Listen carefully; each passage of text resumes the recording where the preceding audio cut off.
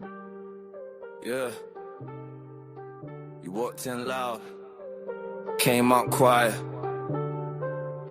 Might still hot, but you don't wanna try it.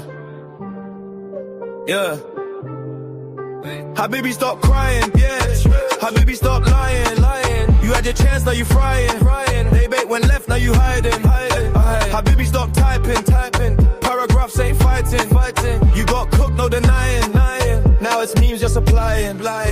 Started with confidence, chest all inflated. 5 minutes in and the facts got you faded. Question came in, now the topics rotated. Suddenly, bro, that's not what I stated. Dodging like Matrix, bending the frame. Switching the subject, but we see the game. Volume went up when you ran out of flame. Caps lock courage, but the logic ain't came. First it's debate, then it's you're just rude. Then it's your bias, then straight to the feud. Then comes the profile, digging for clues. When arguments fail, they go fishing for you. Habibi, stop crying, yeah.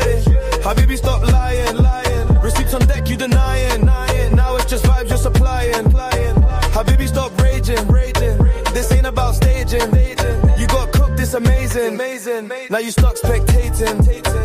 Came with a script, but it fell apart quick. Now you remixing your whole rhetoric. Started real smooth, now it's panicking clicks. Google tabs open like help me with this. From calm to chaos in under a minute. Bro, you're attacking me, no, just admit it. Facts hit hard and you couldn't defend it. Now Isu even cares like you never was in it. It's not about winning every single round, but when truth shows up, don't run from the sound. Stand on your words, don't bury them down, or the internet's crown gonna turn to a clown. Habibi, stop crying. Habibi, stop lying. If you got proof, then apply it. If not, just quiet, you try it. Habibi, stop flexing. When logics are missing, it's stressing. You got cooked, no guessing. Next time, come with a lesson.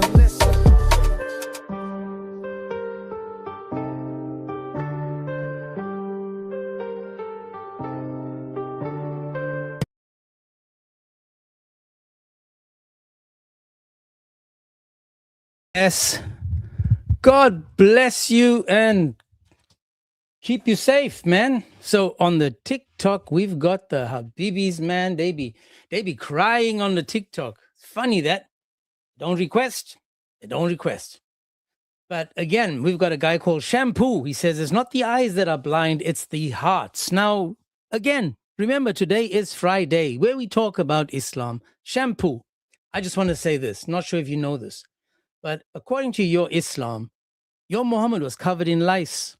He would probably need the 3-in-1 shampoo, my man. He would definitely need the 3-in-1 shampoo. We have already got AZ. AZ, how are you, sir? Jesus say be wise like a serpent. That's not the topic today, man. That's not the topic. We can go through whatever we can go through. AZ, don't panic, brother. Don't panic. Okay, we know that this is what you do. This is not the topic today, AZ. Today I'm just so glad that you have joined. AZ, don't panic, brother. We're talking. Can you tell me I refuse? I'm about to help you understand a little bit of stuff that you don't really know. You can be wise like a serpent. So it's okay. You don't think that serpents are wise? Yeah, the serpent is Satan, right? So it's got to be Hang on. wise. Okay, so are all serpents Satan? In the Bible. That's not true. That you know that that's not true. The copper serpent that was on a stick, was that Satan? Okay, so when Jesus says See what you've done now. What you've done now. You try to be smart, AZ, but you forgot you're a Muslim. It's okay. But now we're going to bring you back to the topic. Now I just showed you that. I just showed you. AZ, don't panic, AZ. Don't panic, bro. Don't panic. The only stick that we can talk about is the one that the Zut gave Muhammad. Now, we're not going to go there. Let's focus. Yeah, the whole topic again, AZ. AZ, don't panic, AZ. Don't panic, brother. Why are you insulting? Don't panic. It's not an insult. It's a fact.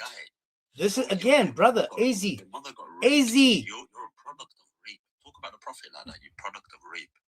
Look at you. You're ugly. You ugly guy.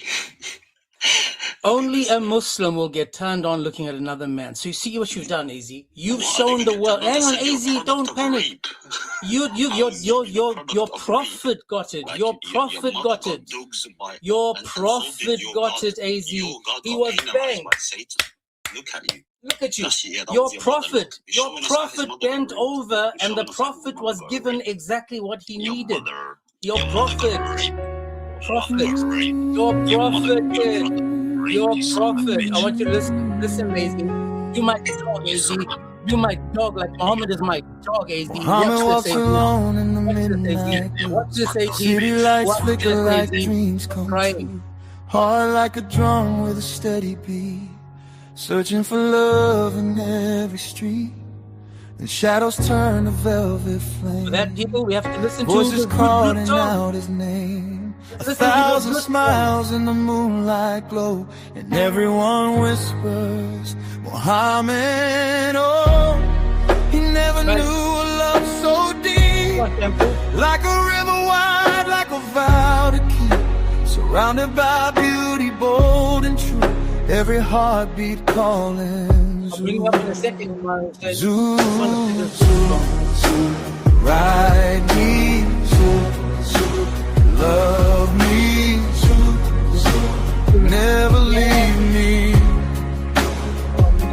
Oh, zoo, zoo, hold me, zoo, zoo, touch me, zoo, zoo, always be with me.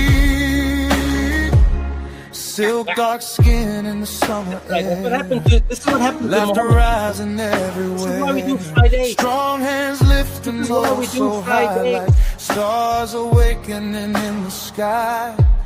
Many hearts up, but Temple. one Don't be embrace. Each truth Muhammad is shy. shining Don't be with like this. fearless Don't be grace. shy. Muhammad What feels the happened? world dissolve away. right. In their rhythm he wants to stay. Oh, he found a fire he can't deny. Burning bright in every eye. Not just one, but a symphony of love and sweet plurality. Oh, ride me. Okay, that's just a little tip of the iceberg when it comes to Muslims trying to insult and pretend they know what they're talking about. Guys, this is not an insult. This is not. I'm actually in a ninja outfit. I'm just, trying to make it make sense for you people so that you don't get turned on by me. So notice how easy the first thing he went to is, I am not an attractive man. Only a Muslim would focus on my looks because they don't even lower their gaze when it comes to their own sex, men. But these guys, they can't control themselves. They're like Muhammad. This is why the Zut did exactly that. This is exactly why this kissy lips up over here, this kissy lips that we've got in the picture, then he's kissing logic.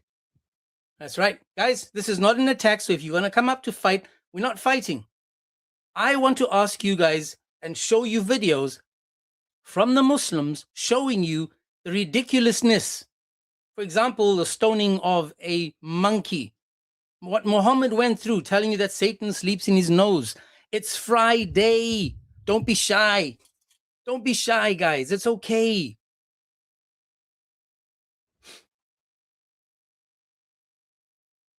You sound man? Why you have women's? My gosh, you guys, your English sucks.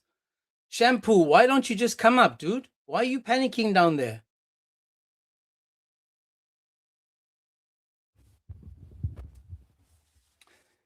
Iman Hussein, how are you, sir? Are you there? Yeah, I'm here. Are you female? Yeah, why? No, it's all good. I actually prefer the female to come up because this is an interesting. The Islam for me and females is like, a chicken defending KFC. So I would just love your take, just so I understand. Can you tell me? That's it. Sorry, say again. First of all, what's the live? What's the prompt? Okay, so what we do on a Friday is I show videos of Muslims telling us about Islam. For example, I can show you a video now of the Sheikh telling us that women are equal to dogs and donkeys. Now, this is not me. This is in the Quran, in the Hadith. No, I know the hadith that you're on about. It's not saying that. So It doesn't say that? Listen, what you have to realize in Islam, we don't promote the use of making things up in our religion like you do in Christianity. Okay, that's a good start for a Friday. Islam doesn't make things up, people. Okay, brilliant. So can you explain to me, according to Sahih Bukhari 304, it says that women are deficient in intelligence, deficient in religion, that hell is full of them. Then Muhammad, he adds to it, he says that women walk around in the form of devils, the shaitan. No, It also that's not true. says, if I'm going to show it all to you, I'll show it all to you. It's okay. But it also says, for example, that a woman is equal to a dog and a donkey. Now, again, all I'm saying is that if this is what Islam is giving me, and I'm repeating what Islam gives me, why does that make me a bad person? First of all, can I ask what's your religious background? I'm a Christian. Okay. So in regards to the donkey and dog hadith, that's only in regards to walking in front of prayer. So a woman who's menstruating is not allowed to walk in front of It didn't say menstruating, sis. It doesn't say menstruating. But so you don't have a problem being called a dog and a donkey as long as you're not menstruating, correct? You're the dog and you're the donkey. I'm a Muslim woman. I can't be a dog and a donkey. But this is what your hadith is saying. Do you disagree with your hadith? It does not say a Muslim woman is equal to a dog and a donkey. Can I show it to you? Can I show it to you? Listen. No, please. Can I show it to you or not? I mean, are you going to You can't interrupt people though. Like, you have to let them speak if you're going to host them up on your live. Sure, not a problem. So you said deficient in religion as well. That's because we are not allowed. You have to listen. We are not allowed to pray or fast whilst we are menstruating. So obviously that means we're deficient in terms of the reward. Okay. So I'm going to read for you now something that. Don't worry, I can read it myself. You're not. Again, I'm sorry that you think that over here you can dictate. And what I'm going to do is I'm going to show you and the people that are listening in. If you pay attention, you might learn something. If you paid attention, again, listen, sis. I've got to read for the other people that can't see it. So it's okay. I'm gonna read it just so other people can also see. See that? What you've done is you've shown me how afraid you are of your own scripture. So this again, guys, is Sahih Bukhari 519. Sahih Bukhari 519. And there was no need for her to leave. Absolutely no need for her to leave. She did that because she knows what it's going to say and she can't, disagree with it. This is narrated Aisha.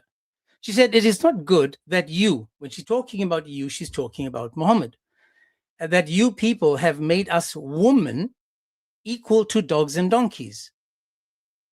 Right now, I didn't say that. This is Happy Friday, where we can go to the scripture and see what it actually says. And guess what? That's what it actually says.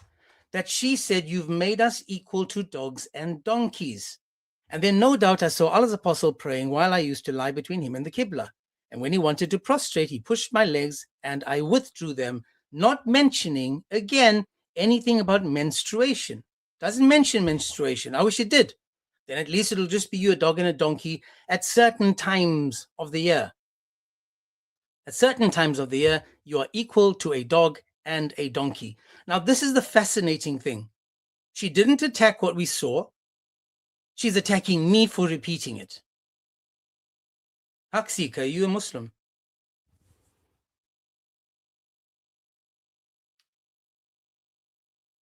Haksika, are you a Muslim? I can hear you there, bro. You just muted. It's funny how we read the scriptures, we read what Islam has given us, and the Muslims get into this entire panic. They go into a whole different type of panic. It's crazy how these people fear what their religion has given them.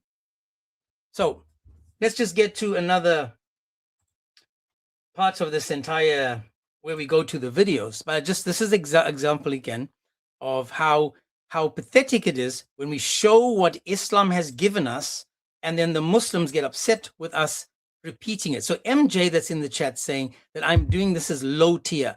So what you are saying is that me repeating what you have given us, me repeating what your scholars have given us, you guys are in a panic.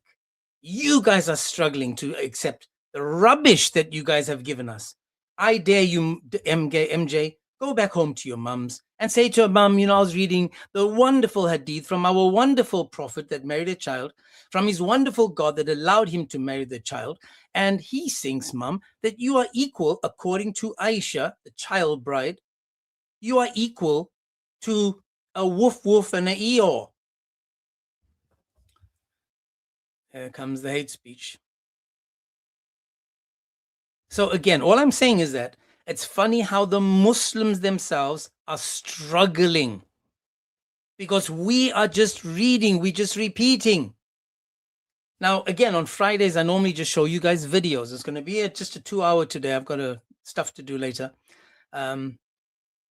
But again, why is it that the Muslims themselves struggle with what the Muslims are saying? I'm just very curious to find out why. Why is it such a problem? And today, for those that don't know, I actually have my pointer. I don't know if you guys can see it. I learned from the guy called Christian Sheikh, and I got me one. So let me see. Adrian Hawk, how are you, sir? Hello. Are you a Muslim? No, I'm Jewish. Okay, so do you believe that Muhammad is mentioned in the Torah? No. Lovely then. Then you're on the right track. So let me bring up Muslims, my man, unless you want to add something to the Muslim, what Muslims Are you believe. Christian? I am Christian, yes. Yeah, so I would say the Christian faith is further from Hashem than Okay. the Muslim faith. It's Lovely, far further from- lovely. And either way, from the God and Torah. beautiful. That's not the topic. And either way, you, like the Muslims, will also go to hell. So, just take that. You, like the Muslims, man, have not accepted Christ as your Lord and Savior, and you just going straight to hell. So again, I'm waiting for any Muslim that wants to make it make sense. Hang on. Why is it showing me? Tiger, I'm trying to accept you, but it's not letting me accept you. Let me just do something here. Tiger, request again. Is that?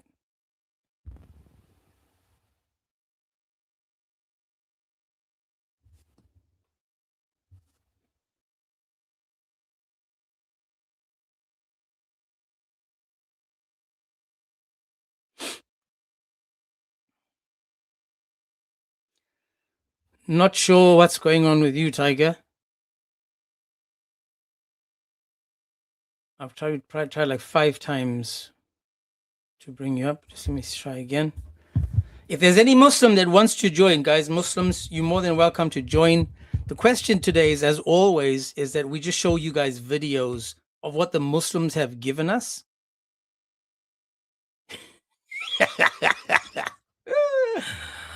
Hey, listen, Tiger, I've been in the sun for way too long, man. I'm darker than you now, girl.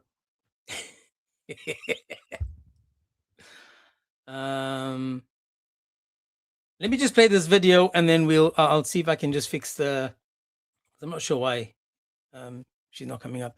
So let's watch again, guys. This is Muslim logic. Talks about the orbit, the celestial objects. When Allah talks about the orbit, the celestial objects orbiting, it says and refers to them swimming in their orbit. A person might say, this is very basic, rudimentary language. If you look in NASA, for an astronaut to be ready to go to space, they have to be good at swimming. And that's why they have a swimming pool 3 times the size of an Olympic-sized swimming pool to simulate what the movements that they will go through. Exactly. And they have to do it in a pool. And it's amazing, isn't it? When Allah talks,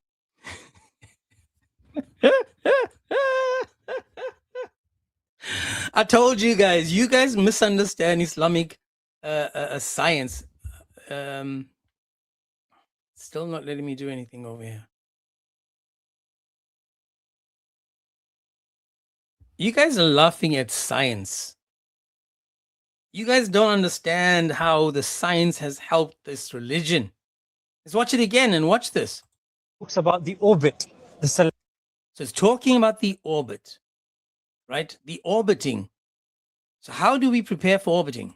celestial objects orbiting, it says, and refers to them swimming in their orbit. Apart So it's swimming in their orbit. So they must have had a big ass pool for them to swim in the orbit.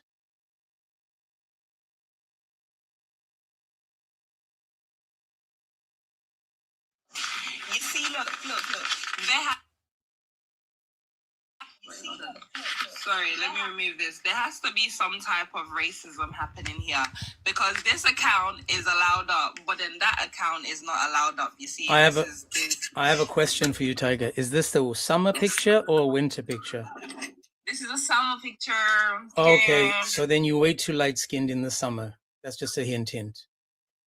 Yeah, exactly, and that's the reason why I said that you're being. That's the reason why I said your live is racist. You know what I mean?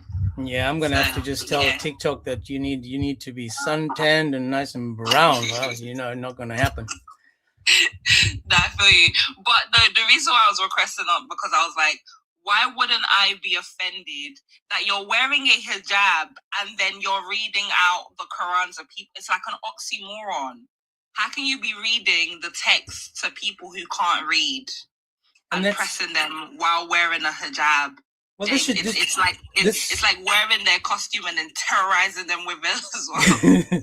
Well, it's just the ultimate respect. I'm dressed to respect the book, to respect the words, and they should be so happy that I'm not showing my natural self to the Quran, because Allah fears my natural me. Exactly. And plus, you see that hadith that you brought.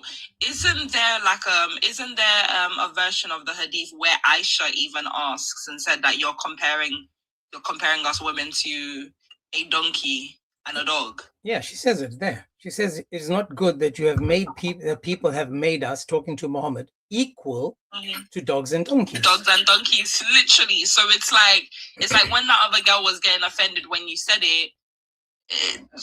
You didn't say anything else. Even Aisha caught that women are being compared to donkeys and dogs, because it's like, how are you going to say the only thing that annuls a prayer is a dog and a donkey, and then you add a woman?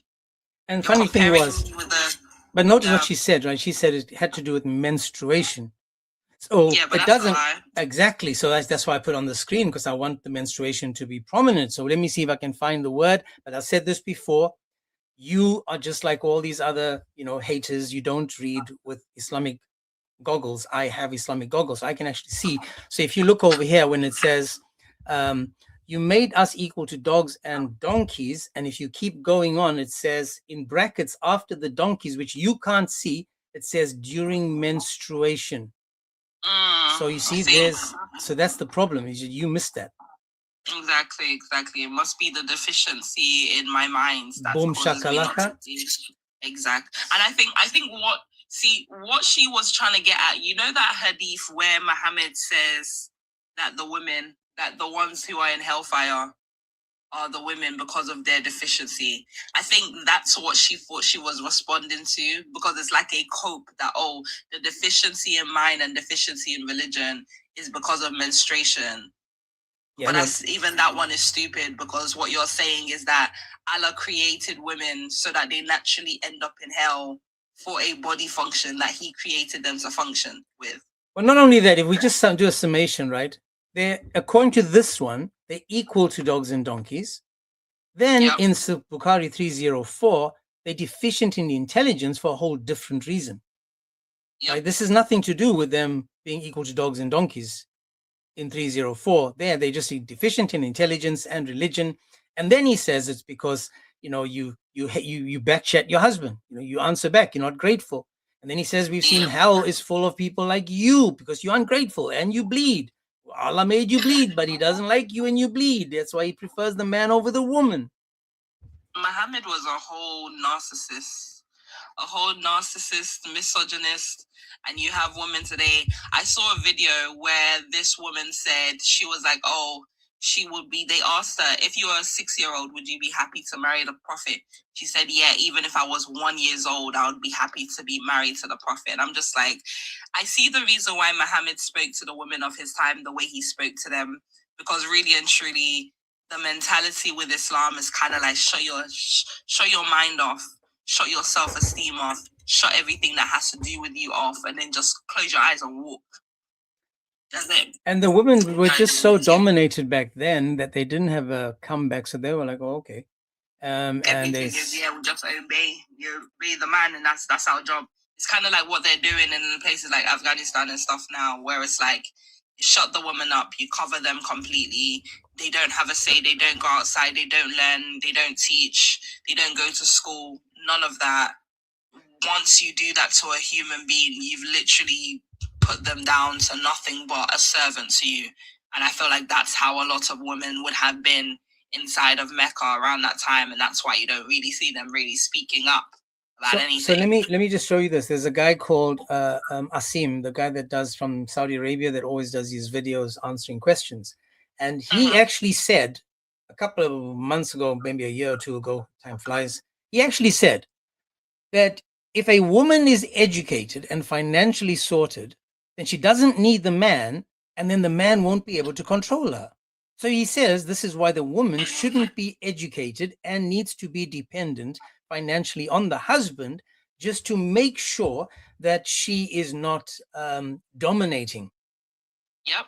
Because but isn't that inside of the Quran as well, where Muhammad said that if the women are wearing, like, if they're wearing makeup and jewelried up, gold, then it's better for them to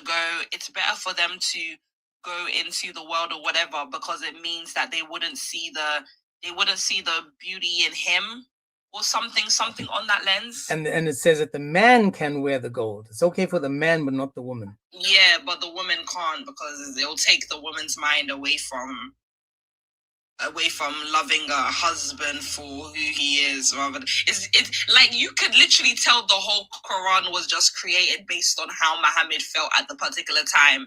He probably saw one of his wives wanted to wear jewelry, so he was like, okay, I'm gonna go get a revelation from Allah, because if this woman imagine she wears jewelry now and another man finds her attractive, she might just leave me for another man. So let me get revelation from Allah to tell her, don't wear makeup or anything, because if you do, it might lead you away to other people.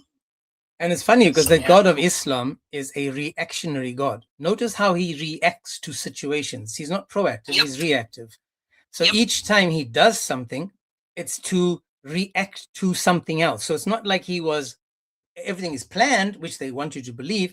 It's planned to an extent where it's planned, but Allah is reacting to Muhammad needs a new wife. Ooh, let me react.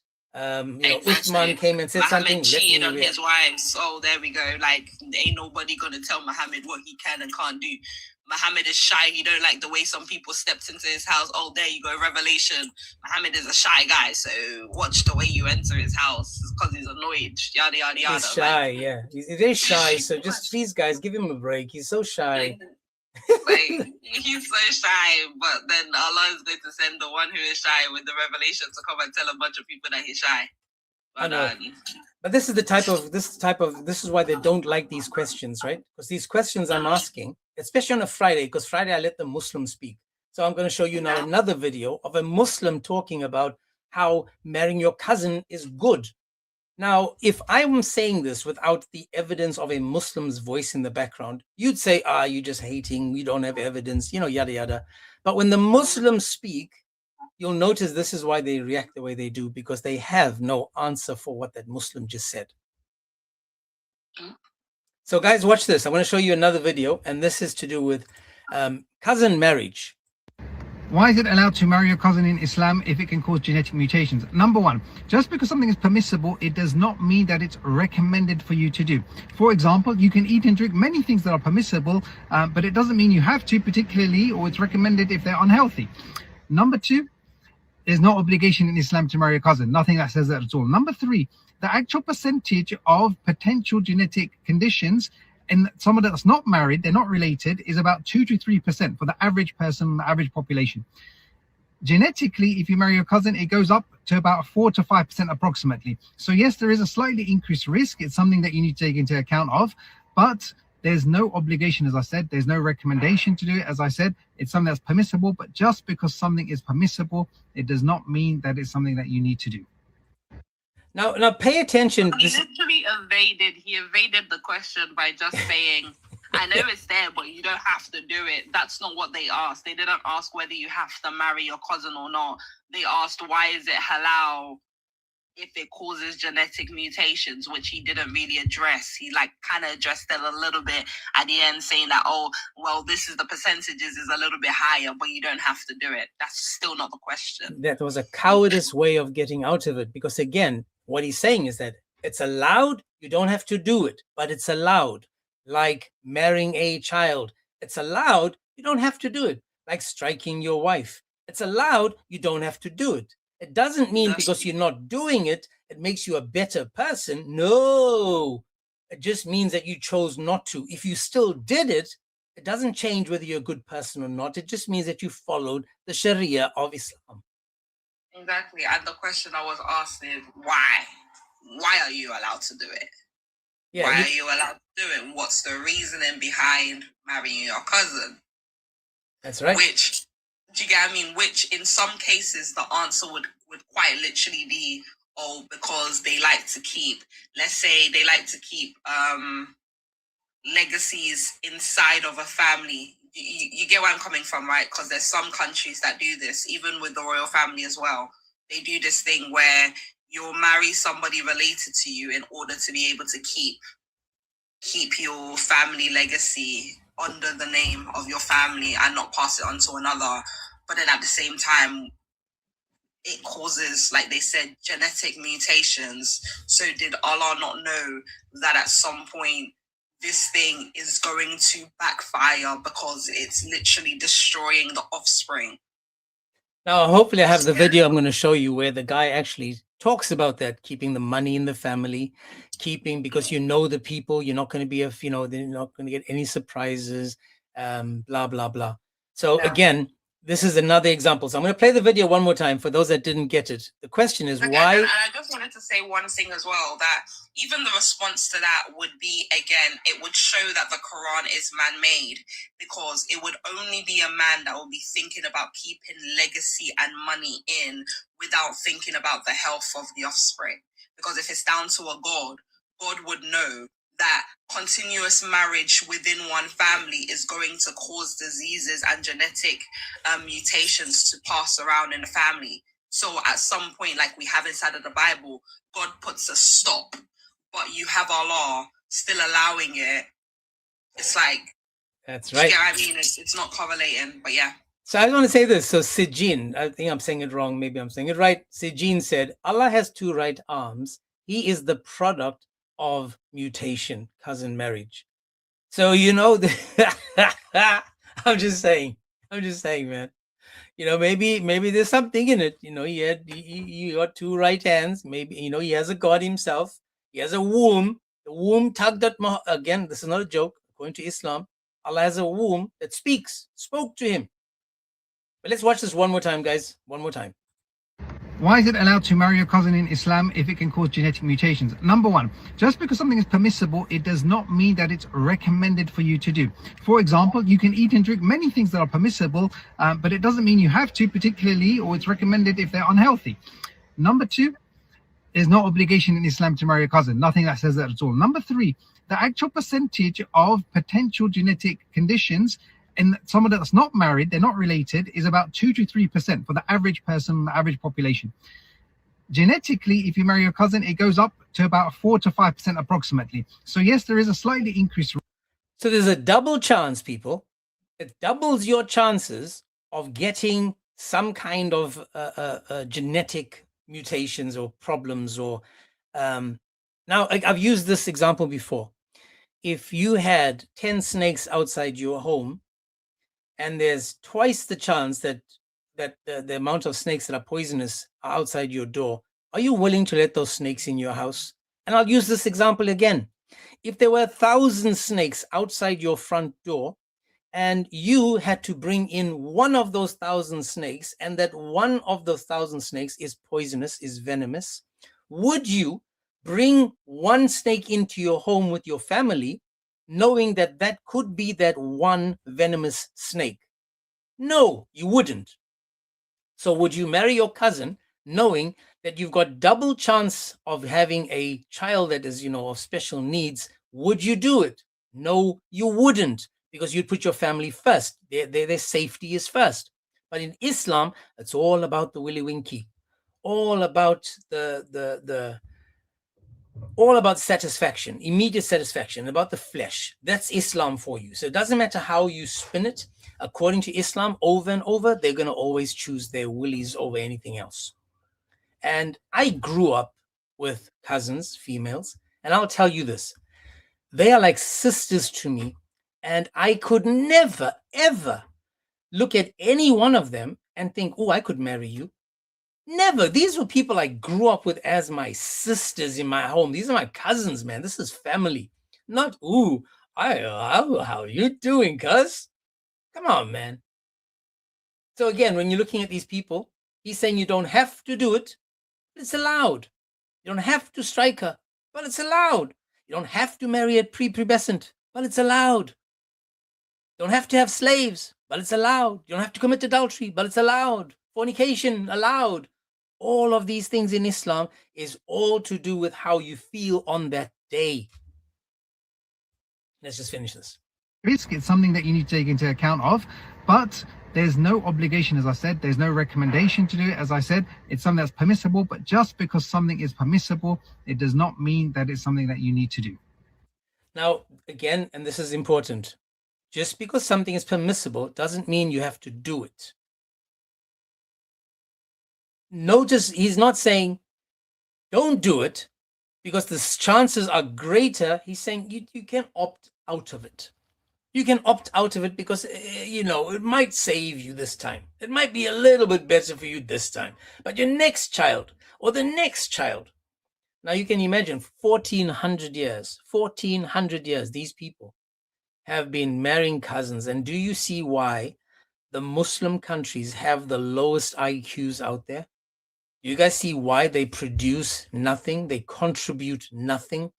You think Saudi Arabia built itself? No, they depended on the West to help them build. You think the oil came just automatically to them? No, they needed outside help. The Saudis themselves are complaining, saying we produce nothing. We manufacture nothing. We have nothing. Now, if you just go a little bit into the Middle East again, you find this little town, little country called Israel. Look how tiny that is, and look at what they managed to produce. That little nation, what they managed to produce, how many Nobel Prizes did they win? I think that little country of Israel won more Nobel Prizes than the entire Muslim world put together.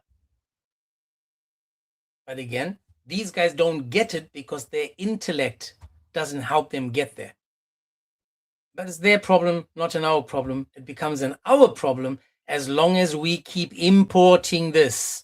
We keep importing this, and then we're making it our problem. So we need to know when to stop and say enough is enough.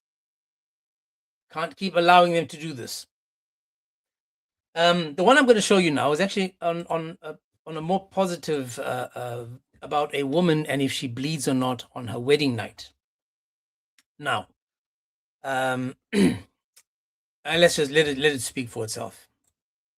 And I don't know if you guys have seen this before, but it's always interesting listening to this guy. He's the one that said that if you educate a woman, she won't depend on you. If she's financially secure, she won't depend on you. And then you won't be able to control her.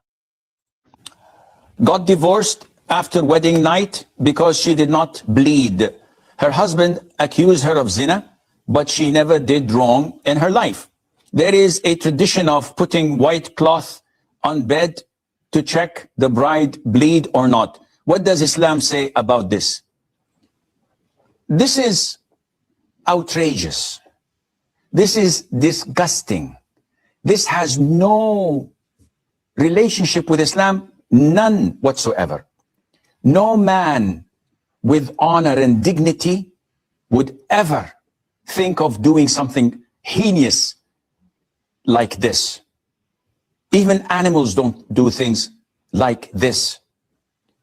The hymen of a woman is not always broken at the wedding night. Sometimes it takes a week, sometimes it takes more. Sometimes it breaks without bleeding. Most of women don't have it because of the physical sports they do, riding bicycles, running, jumping. So to have the audacity to accuse a pure, innocent woman of zina just because of your failure to intellectually think like a real man, this is outrageous. It's very simple. Islam shows us how to deal with such ignorant imbeciles in a beautiful manner.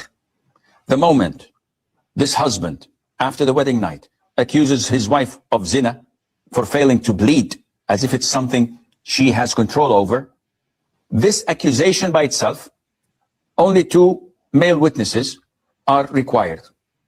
They should go to the Muslim court and file a case of slander against him. Either he would bring 4 male witnesses testifying of seeing his wife committing adultery, or he would swear 4 times, taking Allah's name, that she is a adulteress or a fornicator. And the 5th time, he said that may Allah's curse be upon him if he was telling the lie.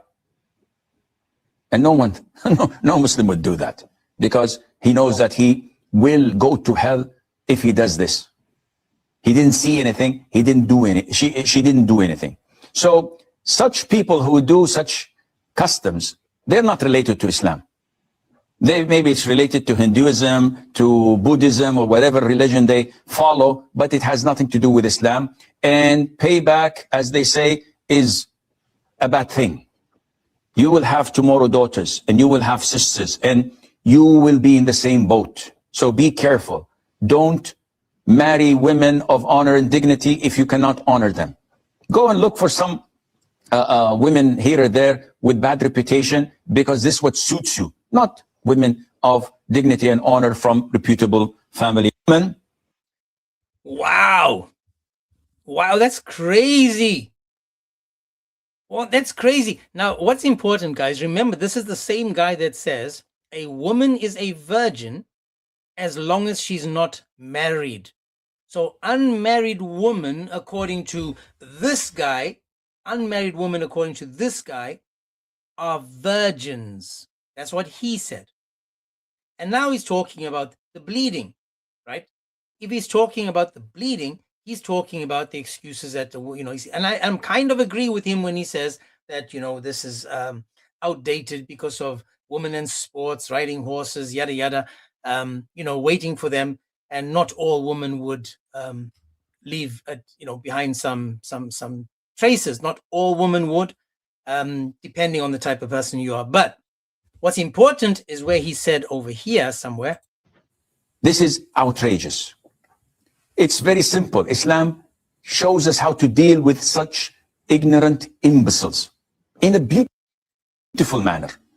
The moment this husband, after the wedding night, accuses his wife of zina for failing to bleed, as if it's... Now notice what he said there, zina. He's turned it over. How is this hate speech? Come on, man. Gee whiz. He's now talking about zina, which is adultery. This has nothing to do with adultery. This is whether she was a V on the night of the event, whether she was a V and whether or she wasn't. But according to Islam, her past stays in the past. You're not allowed to discuss. It's between you and God. And now these guys are going on about, oh, she didn't disclose it. She doesn't have to, according to Islam. That's between her and her God. And according to this Muppet again, he's telling us clearly in Islam once again that the man can now leave the wife or divorce the wife. And he's talking now about infidelity. This has nothing to do with infidelity. It's what happened before the marriage. If she did the dingy before the marriage, that's something else. That's not zina.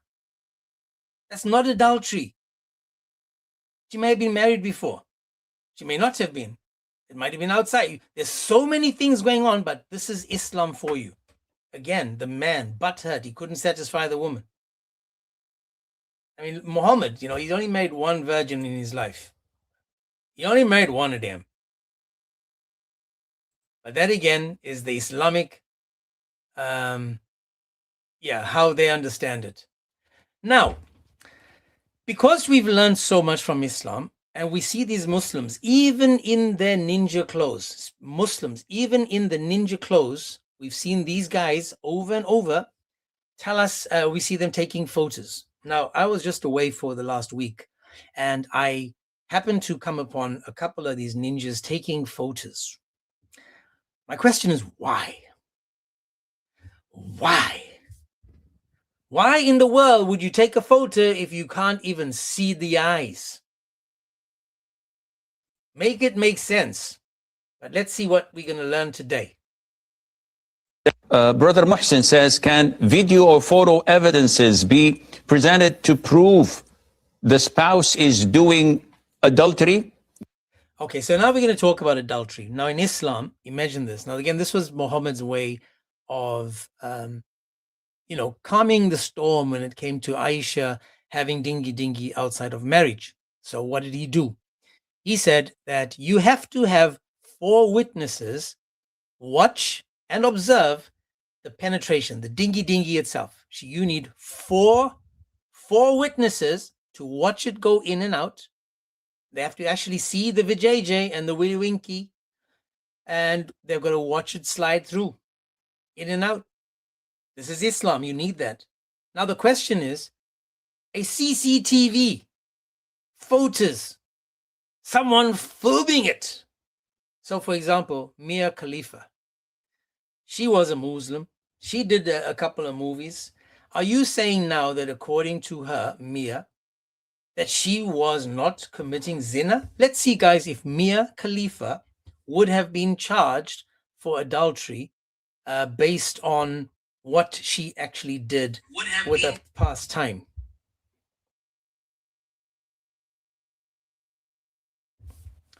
Elijah, God bless you, bro. Okay, let's see. All good, my man. All good. Good to see you back. I didn't know you were back already. Surprise!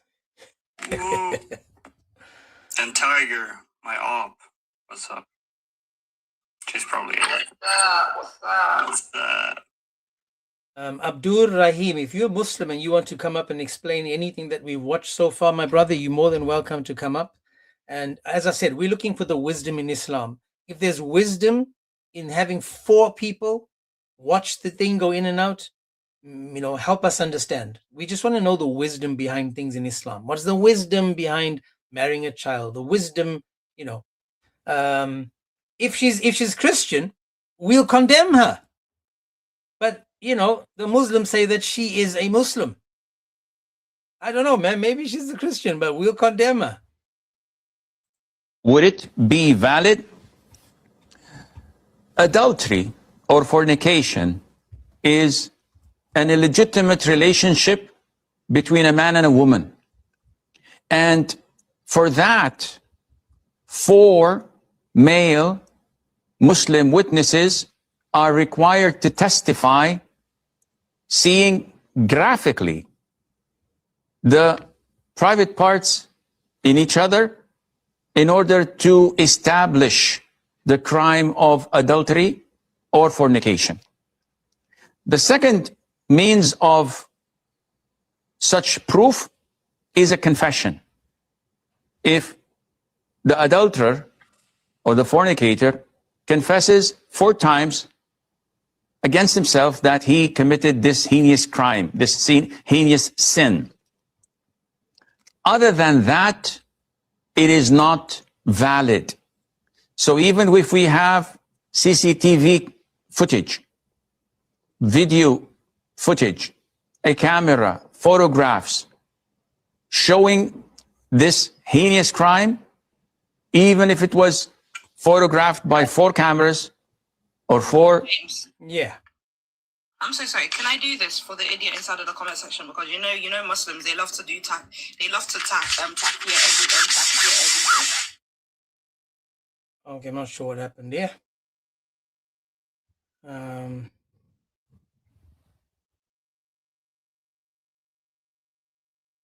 I tell you gotta mute and unmute. You can take this. Can you guys hear me? Yeah. Okay, watch. Because he lied and said that she's Catholic. porno. And then ISIS threatened to Charlie Hebdo you. Yeah. And then you tweeted back at ISIS, you can take this hijab and shove it. I did not. I did not. Exactly. And this is literally while she was in the industry. Like right now she doesn't really do it anymore. But this is while she was in the industry. So before you come here lying inside of the comment section, she was a Muslim woman out here doing what she was doing. Don't be lying on Christian women, don't be doing this stuff. Right? You know? So yeah, go ahead. Either way, guys, either way, she's Muslim or Christian, I'll just say that we as Christians will still condemn her. But the Muslims have the largest following of all these sites. They're the ones in Pakistan is the one that, man, they're leading, man. They be leading watching these people. And, you know, as I said, if she didn't have 4 witnesses actually watching it, it didn't happen according to Islam. Either way. Now, let's just continue with this. But before we go on, there's a guy in the chats, and he is, I forgot his name, but he's throwing out a couple of Muslim, Abdul Rahim, I think it is. And he's trying to do, you know, the twist and shove. He's jumping from one topic to the next. So we are, again on Friday, we're talking about this. But he is talking about the book called Ezekiel in the Bible that he claims is corrupted. And he's quoting Ezekiel 23:20. Now, what's interesting when it comes to, I need some water.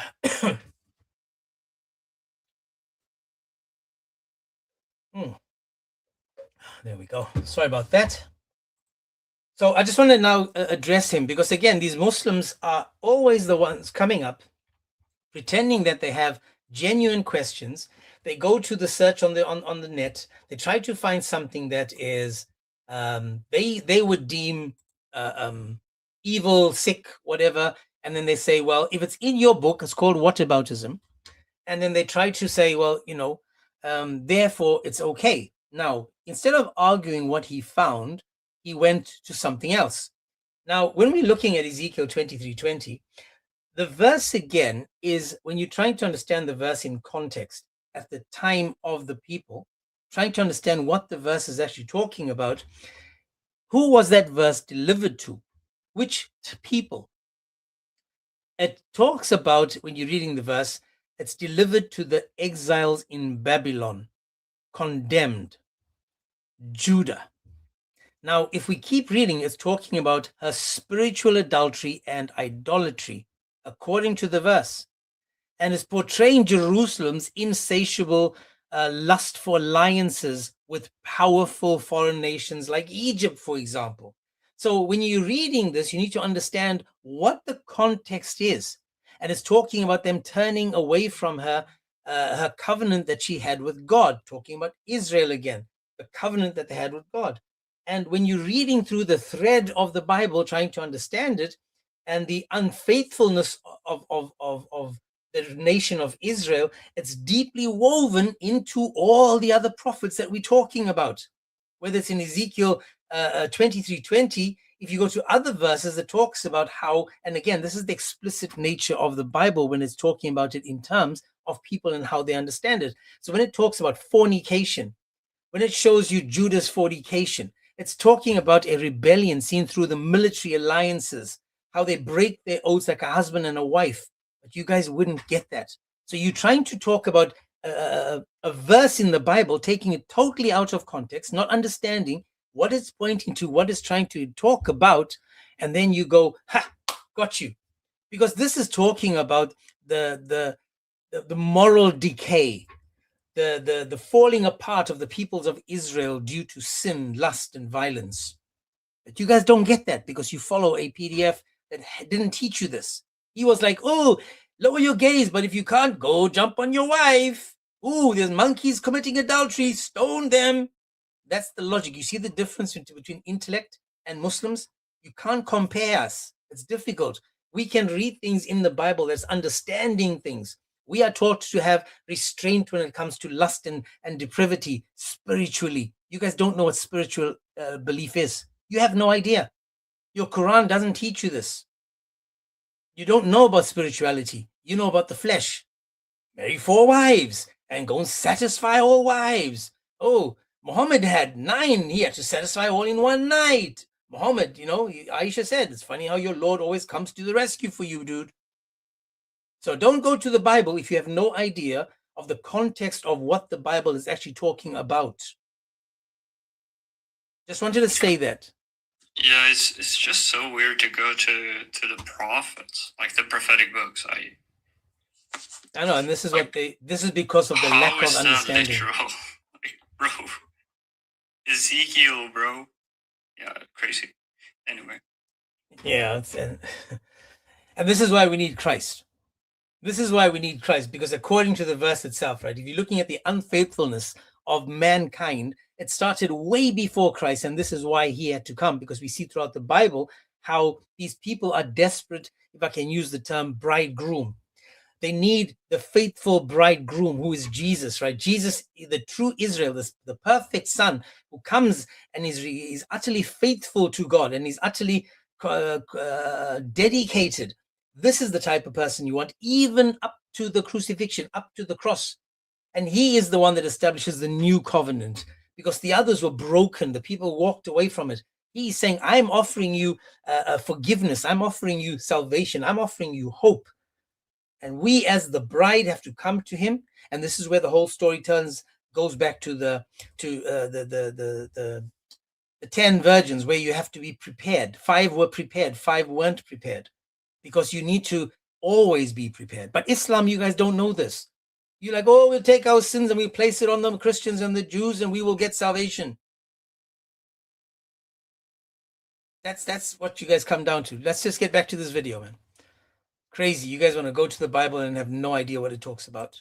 In order to establish the crime of adultery or fornication.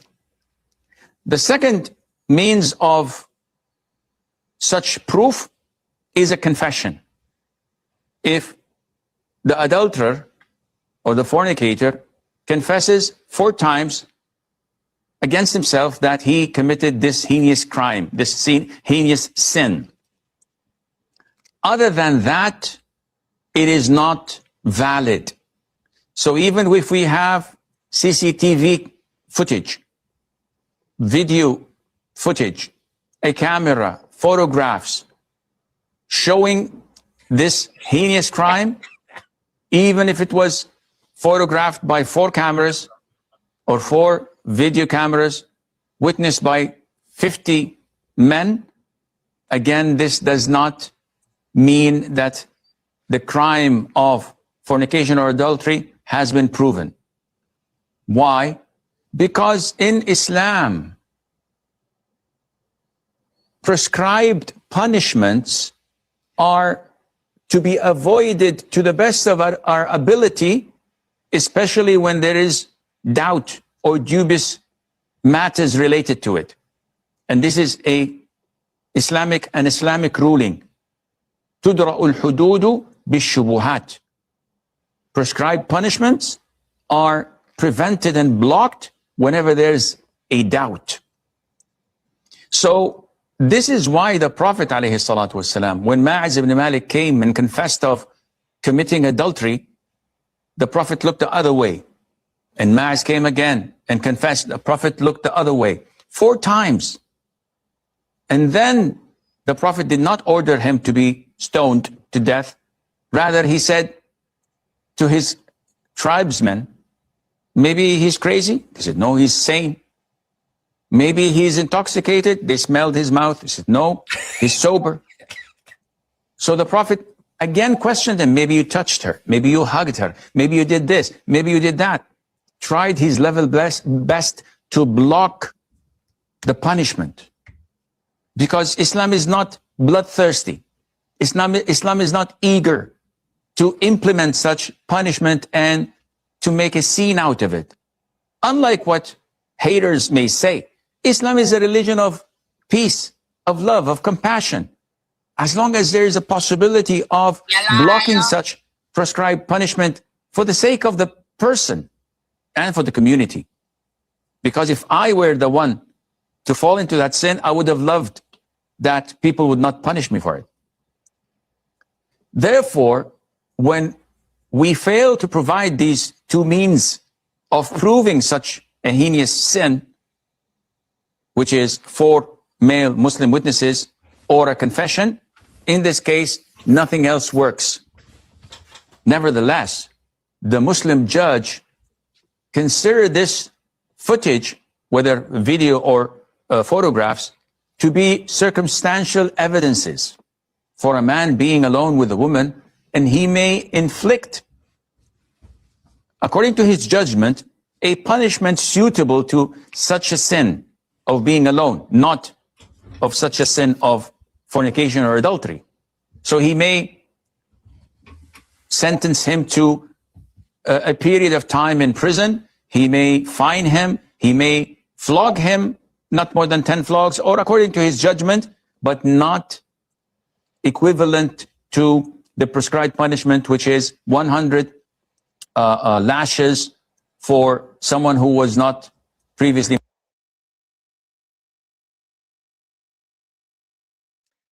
Even my computer needed a break.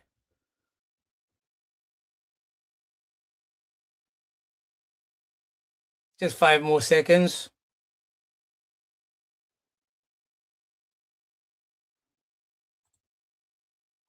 Well, let's just jump back into this and let's just talk about what we saw so far. So this is what Total evidences be presented to. There you go. So now just remember what he said, guys. Just remember what he said. What he say, man? He said clearly, according to him, he said that the CCTV, the video itself, is not enough evidence. You need to watch it go in and out. 4 people. Now, one of the things he said that was interesting is that some guy came up to Muhammad, right? And he's like, listen, man, I did this. 4 times he came back. Muhammad kept turning away. 4 times, people. And eventually Muhammad's like, is this guy okay? So Muhammad is like sitting there thinking, dude, you got away with it. You just shut your mouth. You just go home, man. And the guy's back. He's like, hey, man, Muhammad, man, I did it again. And Muhammad's like, what's wrong with this dude, man? Go home. What's wrong with you, man? Shut you up. Go back home. And the man come back. He's like, man, I did it again. And Muhammad's like, dude, is this guy okay? You know, what is wrong with you? You got away with it, dude. Your wife don't know. Keep quiet. But no. So the CCTV that you guys have in your homes cannot be used in a court of Sharia. Now, for the Muslims listening, if you have a TV at home and you are recording because you guys are jealous and you sad and you desperate and you just afraid, man.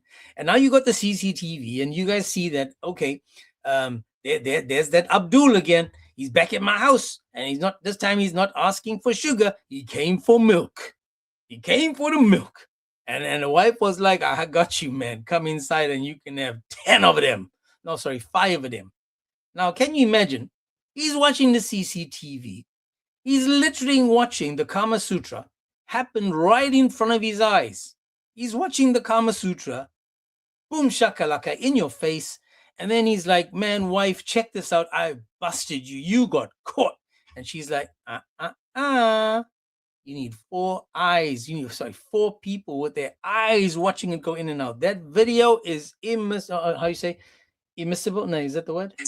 Inadmissible. Inadmissible in a court of law. Inadmissible in a court of law. So let's just watch this again, people. Sorry, yes, Tiger. I swear, James, if I was a Muslim woman, the type of excuses I would use, like, it was only made to appear so. Nothing happens without Allah's will. You know? Like, I was just I received the revelation, and then, that 5 sucklings that we don't find, it was supposed to happen. I haven't done anything that goes against what Allah said, Yeah, I was just doing lutar marriage for like 2 hours. It wasn't that bad. And Allah made it appear so. He wrote it in the book. So if Allah writes something in the book, we can't, change what Allah has written down. That's right, people. Allah writes it down. We cannot change what he did. Exactly. Banku and Sidi, God bless. Everybody, God bless. God bless you guys. Let's just watch the intro again, guys. I want you guys to notice one more time that if you get busted on CCTV, demand that the case be taken to the Sharia. Now, the UK, you guys are cooked anyways. So you guys got Sharia there now. So you guys can ask to be taken to the Sharia court, and then you go, Shaggy said it wasn't me. She saw me on the counter. It wasn't me. She saw me on the bathroom floor. It wasn't me. Wasn't me. Prove the spouse is doing adultery, would it be valid? Adultery or fornication is an illegitimate relationship between a man and a woman. And for that, 4 male Muslim witnesses are required to testify, seeing graphically the private parts in each other. Now they've got to see it graphically. So James, so what they're basically saying is that if they see a CCTV and the private parts is not shown because it's done underneath the covers, then you can't whip anybody because apparently the private parts weren't seen by anyone. That's right. This is why Big Brother got away with it. So, Big Brother, they're lying under the duvet, man. They all covered up. You can't see them, but you can hear them. So, you can hear it, but don't worry. We're just doing, we're having a meeting underneath the covers. Some people are shouting. That's what happens during meetings. Yeah. How do you know that it's fornication? You're supposed to see private parts. You didn't see any private parts. You didn't see how? Okay, that's why. Can you imagine? But imagine that you're watching it with your whole family, sitting there at the court. You can hear all this action, and you go, "Well, what are you doing? Why are you making those sounds?" And you were like, "Well, he was massaging my shoulders, and it was just feeling so good." But you didn't see anything, man. So it's all good, man. I was getting massaged underneath there. So you can't prove it, people. Again, notice this is not me saying this. This is what Islam is telling you.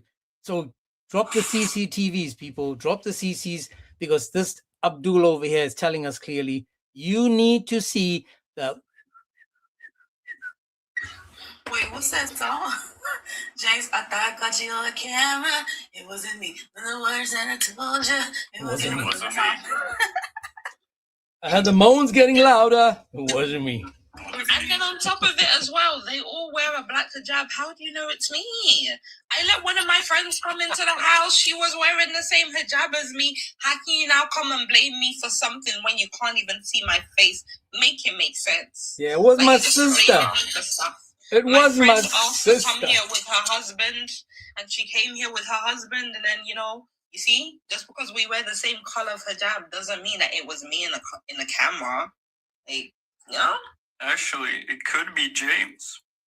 Exactly. It could be James. I'm just saying. Oh, yes. Can't make this up. Okay, Watch here we out, go. guys. Could be James. Okay, so now notice this is a question given to this guy. He's called Sheikh Rasul. His name is Sheikh Rasul. And the question is, can I speak to her before I marry her? Imagine that, man. The question is, can I speak to her before I marry her? People. Bro, I was mute and I started laughing. Sorry, CDB. Sorry. What do you guys think he's going to say? Just out of curiosity, what do you guys think he's going to say? Because Islam is backwards. No, you have to send pigeons over to the person because you're not allowed to speak to a woman, talk to a woman. Apparently, I heard the other day that a shadow is haram, so you can't even look in her direction. So the answer is no. Oh, yeah. Yeah, I was thinking he's gonna say you could just glance at her to try to get her to, get interest or some junk like that. Well, let's see if we can make it make sense. I just want to Do it forcefully, maybe. With a toothbrush.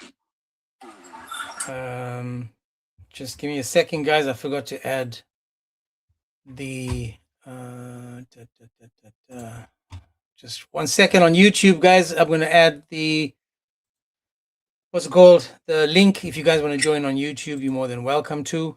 Again, this is just Friday, and I'm trying to get you guys, I want to get you guys, you Muslims, I need your understanding from what we are seeing. Have we made a mistake? Have we misunderstood something?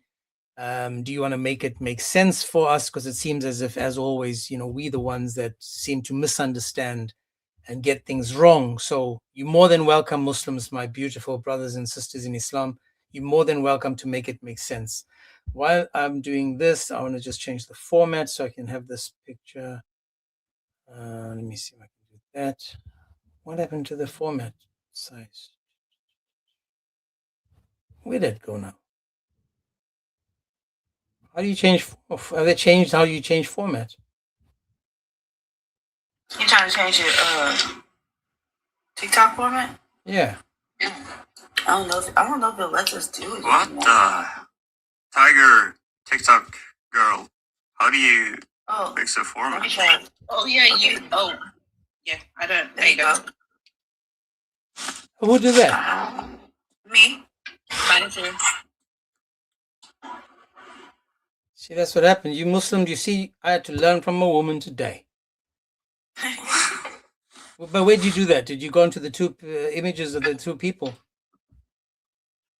No, I went into your manage panel. So I went there and just switched your layout.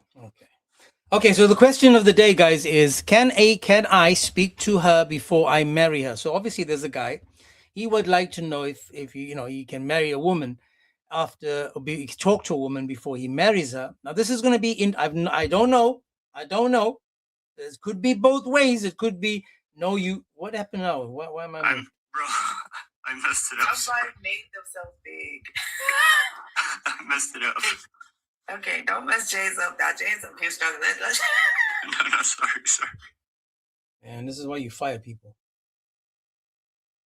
Let me just tilt that again. Wait, what happened? He dropped Did you drop him? No, you do it. Okay, guys, the question is, can I speak to her before I marry her?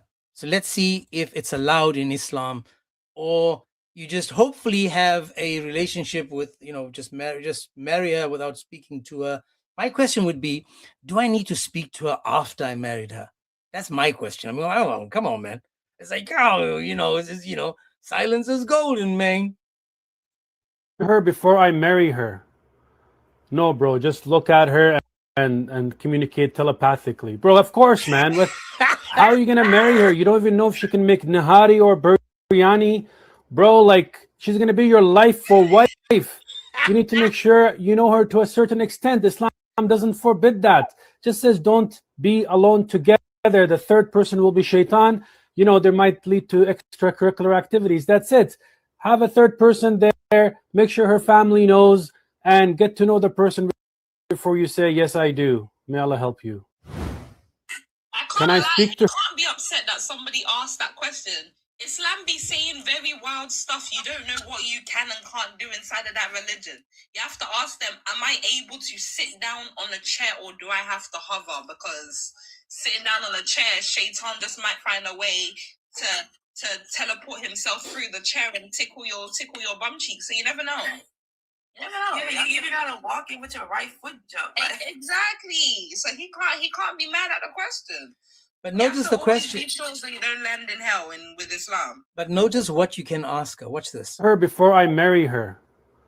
No, bro, just look at her and communicate telepathically. Bro, of course, man. How are you gonna marry her? You don't even. How are you gonna marry her if she can't? How would you know if she can make? If she can make nihari. Nihari. I'm not sure what that is. That's probably some type of food. Or biryani. Or biryani. So how do you know that she can cook? How would you know? I think both are Indian food. Yeah, both are Indian food. Okay. So I know biryani. I actually like that. Not too much though. But the other one, I have no idea. Niri, whatever it was. But my point again is, why don't you just ask her mom and dad, hey, can she cook? Does she need to talk? Does she have to talk? Why does she talk?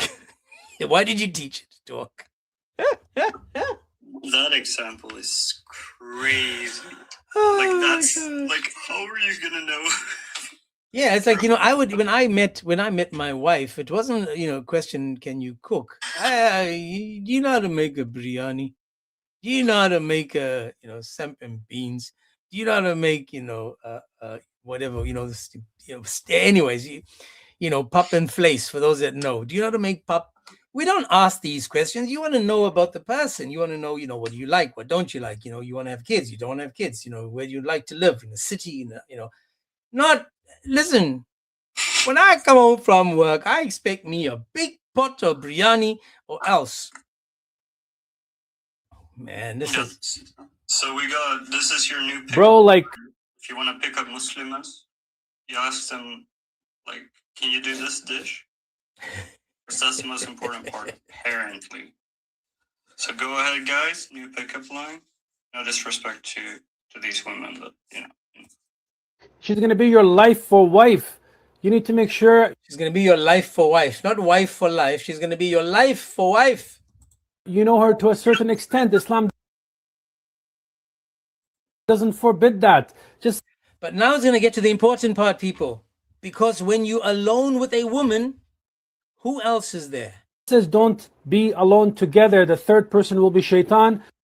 Now, the third person is shaitan. Now, notice again, you could still sit in a room with a girl. I've done this millions of times. I actually shared my office with a female where shaitan wasn't there. What was there was a whole lot of work. We had so much to do. And we focused. We joked. We laughed. We had our lunch together. We had coffees together. We were together. We worked 12-hour shifts. So we worked 12 hours. And of the 12 in the office, I'd say 40%, 30 to 40% of the time was in the office. The rest was out in the field.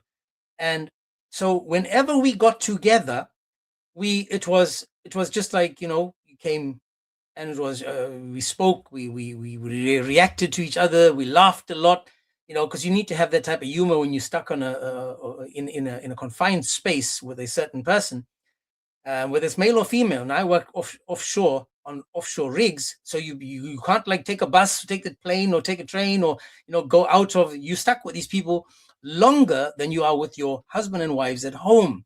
Now, my point being, it's funny how Christians are able to have a logical, you know, normal conversation with a person of the opposite sex, and that's it. You go back, you know, you have a laugh together, you joke about things. That's it. But the Muslim, he can't even be in the room with the woman he's going to marry, because it may be that he'll be tempted by her. Dude, you're going to end up your whole life with this woman. You don't need to be tempted there and then. Your God told you to lower your gaze. Don't be like Muhammad. Don't be like Muhammad. You know, there might lead to extracurricular activities. But again, I just want to say this. Notice that shaitan is in that room with the male and the female. Pay attention now. Shaitan is in that room with the male and the female that can cause them to do bad things. Yet, Allah says that when you build a house, make sure you have a room for you, a room for your wife, a room for the guest, and a room for Satan. So shaitan in your own home has a bedroom. But please don't sit in the same room as her, because shaitan is, you know, that shows you how omnipresent the devil is in Islam. How omnipresent he is while Allah is sitting above his throne. Again, this God that is like an absentee father, someone that ditched his kids, you know, a bad dad, you know. He's like, I'll make Mary pregnant, but I'm going to ditch her and say, I can't have kids. He's not there for you people. This is why we say, come to the Bible. Come to Christ. He'll always be there for you. Okie dokie. Let's see if we can find another. Oh, and then there's the Dawah drama when it comes to the to these beautiful young ladies. Not sure if you guys have been paying attention to this. These are two rainbow girls that are in love, that are together, married, I think it is, by a special imam. And you've got a guy called Ali Dawah that is attacking them for who they are and what they are doing. And these girls are just riding this wave because Ali Dawah has over 1 million followers, I think. He's got, you know, big following. And these girls have been making loads. They've been riding this wave, right? They've been enjoying the fact that, Ali Dawah is giving them such a platform. And so these two girls are just having a laugh. Now, there's two things wrong with this. One, we can see their faces. The other is that these two girls are enjoying the company of themselves, of girls, each other, proving once again that in Islam, these girls don't need the man. Now, Muhammad, he would have been like, man, what is wrong with these girls? I got a 1.8 inch and I can take you both as my wives. Let's see what these girls have to say. So Ali Dawah made a video about us and we just wanted to have our opinion on this, okay? No hate, just love, right? So first thing, I feel like this is Ali Dawah indirectly asking both of us to be his second and third wife. Honestly, brother, thank you for actually talking about us, and we feel honored. We feel so honored that you're speaking about us. You actually said my name. Wow. Oh gosh. Second of all, I feel like Allah subhanahu wa ta'ala is taking your vision away because you have a problem lowering your gaze from other TikTok women that are doing well for themselves, and you find it hard to lower your gaze and actually focus on your wife and your children, which Islamically, as a man, as a real man is meant to focus on his wife and kids, but you tend to be looking elsewhere at other TikTok girls that are doing well for themselves. I actually feel like his wife doesn't give him enough attention at home, so that's why he will come online, left, right, center, pick on that woman, this woman. Ali Dawah, honestly, brother, when I was watching that video you made on us, I actually felt a bit sorry for you. Do we want to be your second or third wife? Nah. Oh no, brother, that's a rejection right there. If you're Ali Dawah's wife, please reach out. We've got some tips for you. Yeah, so actually, Ali Dawah, I honestly think, brother, the advice that you gave online could have been something private that you could message us directly, but you actually went out of your ways. Made a whole video. You have enough time in your hands. You went out of your ways, made videos on us. Even the photos are brother, we never wore an outfit like that. You put it on us. But in order for you to put an outfit on us like that, you was looking at our faces. And our necks, because we covered our neck with the photo shoot. So you covered our necks and you was looking. You get it? You wasn't lowering your gaze, Ali Dawah. Allah subhanahu wa ta'ala says, lower your gaze. Yeah. So Ali Dawah made the video. Oh, you gotta love these two girls, right? You gotta love them. Know what they're doing, but the fact is that they called out the hypocrisy by Ali Coward Dawah. Ali Dawah the coward. Now we've got the husband on the one side, according to Islam, according to Ali Dawah, and the wife. And now this is supposed to be the husband according to him. Now this is not a middle finger, as you can see, this is a pointing finger. So this is where it gets interesting, because this one says, bring your wife, we've got some tips for her.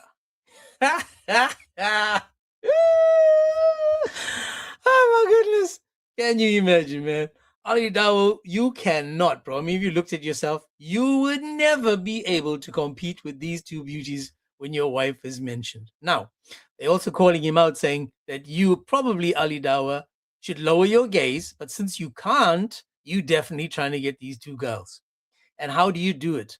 You start adding to their clothes when you're making videos of them, like, you cowards are, and he's covering their necks. He's making them wear clothes that they didn't have. Now, this is where it gets beautiful. These two girls would never touch him even if they were straight. Ali Dawah has to manipulate these women, like he does with his wife, where she's covered up and she's using a whiteboard. These are independent, smart women that would never allow Ali Dawah to use a whiteboard in communication with them. Yes, Banku, they are of the rainbow flag. Yeah, they are. I've seen their videos on YouTube about men on TikTok. You know what's hypocritical about Islam, right? Is that if men are supposed to lower their gaze and they're not supposed to speak to women, then isn't all these Dawah boys who continuously go up on stage and speak to women every single day, especially the ones that are not Muslim women, aren't they doing something wrong? Wouldn't that be an issue in Islam? It should be, because, yeah, I mean, it should be. Unless they say, oh, just because we're not dressed appropriately, it's like looking at thoughts. No, it doesn't make no sense. No, it shouldn't even talk to women. The men's only talk to the men. Well, this is why there's the drama right now. And I was watching Malik this morning or yesterday, maybe it was this morning, where he was on a stage asking, should a woman do dawah and how should she be dressed? And apparently, if a woman speaks to a man, not only must she be covered, she must also be covered in black. So what Cora is doing, Cora the Explorer, when she, besides her using a man voice, when she pretends not to be herself, and she's using a voice, voice changer, when she's talking to people. So everybody clocked that was her on IP stage yesterday.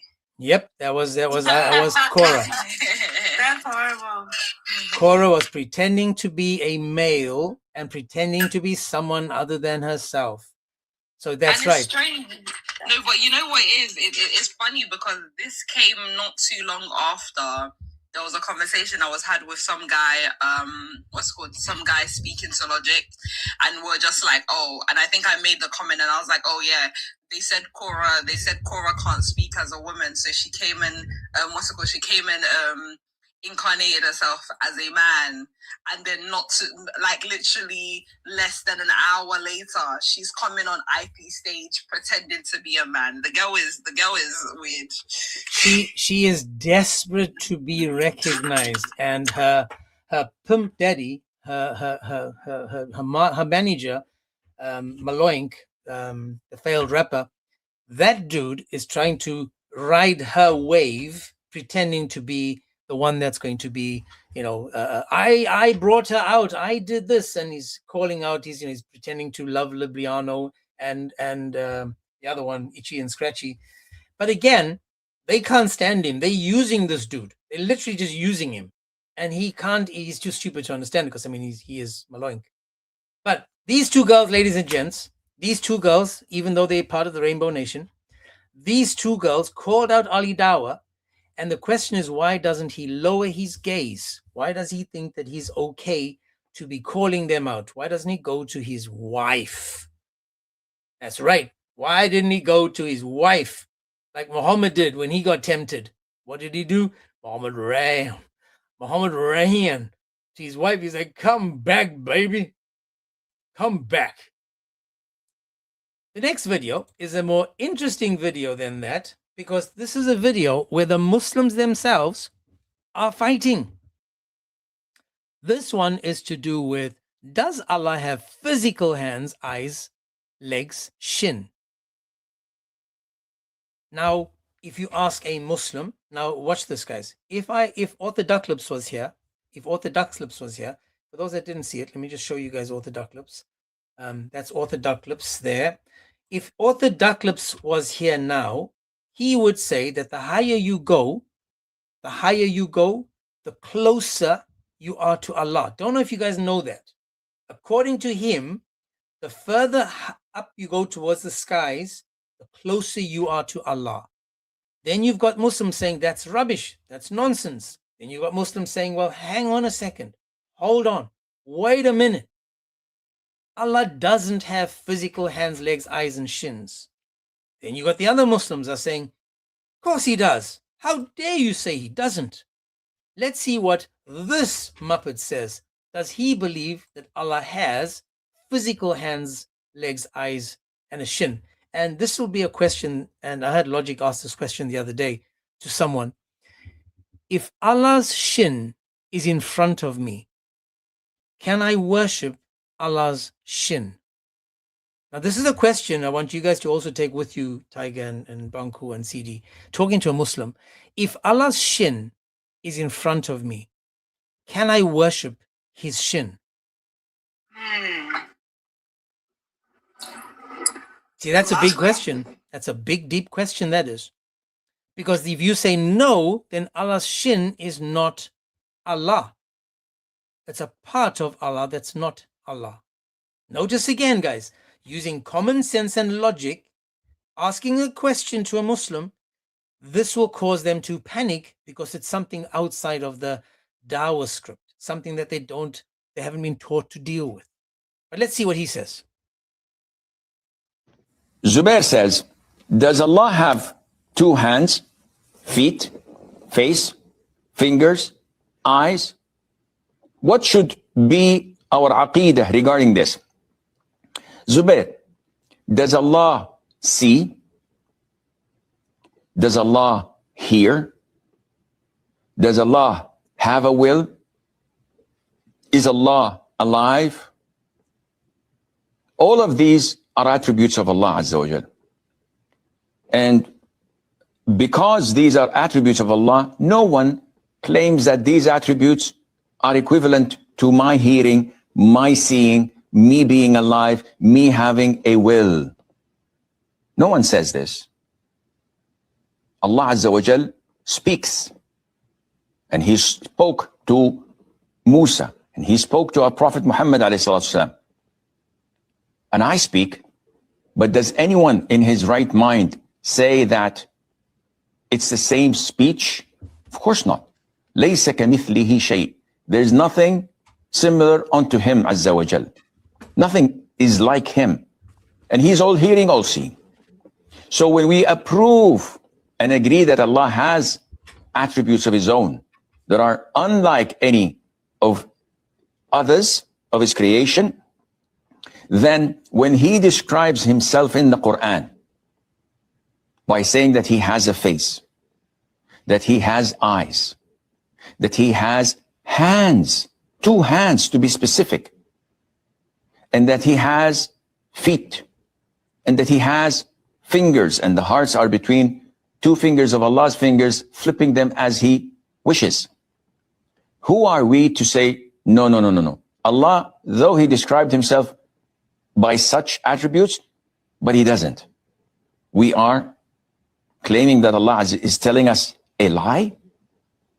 The Prophet ﷺ is describing Allah to us without telling us the truth. Of course, this is nonsense, and this is only said by deviated sects and cults of the Muslims that do not follow the Quran nor the Sunnah. So the question is then, does Allah have physical hands, eyes, shins, fingers, face? Because he kind of answered without answering, but he answered in a way that yes, he does, and those that go against it are going against the Quran and Allah. Like he confused me because at the start he said he was leaning as if he was going to answer no, because he said just because I have eyes and I have feet and I have hands doesn't mean it's like Allah's. But then he concluded saying that, oh, if Allah says he has hands, feet and eyes, then nobody should go against it. So he didn't really answer while also answering yes or no at the same time. I got 4 hate speeches in a row after this video. 4 hate speeches. Kid you not. That's crazy. How is this hate speech? This is why I tell you that Islam is cooked. It's cooked. Because if this is hate speech with your own people telling you that your God has eyes, legs, and shins, and my question is simple: if Allah's hand was in front of me, can I worship his hand? If his foot, his shin was in front of me, can I worship his shin? Is that part of Allah? Not part of Allah. Is that Allah? Is Allah's shin Allah? Or does he need to have his eyes and head available as well? All the parts put together. So for those that missed it, one more time, again, does Allah have a physical hand or not? And let's see, because, the tiger hit the nail on the head. It was confusing. Zubair says, does Allah have 2 hands, feet, face, fingers, eyes? What should be our aqidah regarding this? Zubair, does Allah see? Yes. Does Allah hear? Yes. Does Allah have a will? Yes. Is Allah alive? I don't know about that. All of these are attributes of Allah Azza wa Jal. And so now this is where it gets interesting. All of these are attributes of Allah. So is Allah his shin? No.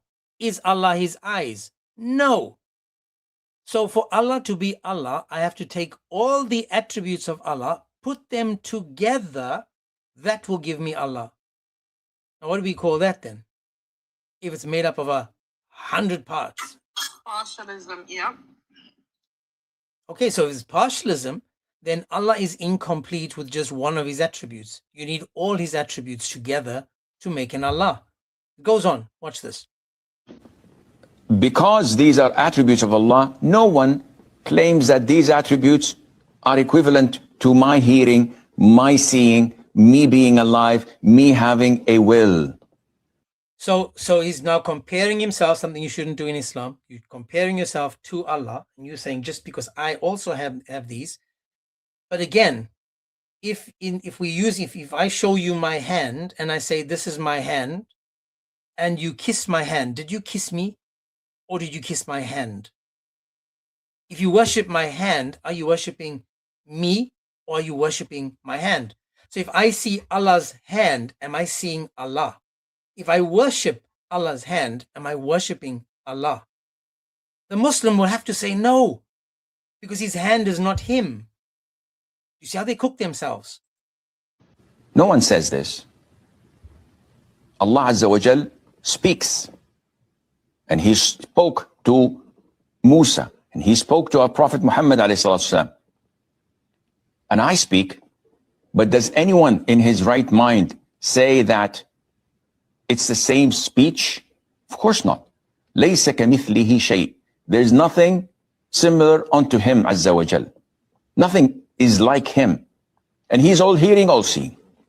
So when we approve and agree that Allah has attributes of his own that are unlike any of others of his creation, then when he describes himself in the Quran by saying that he has a face, that he has eyes, that he has hands, 2 hands to be specific, and that he has feet, and that he has fingers, and the hearts are between 2 fingers of Allah's fingers, flipping them as he wishes.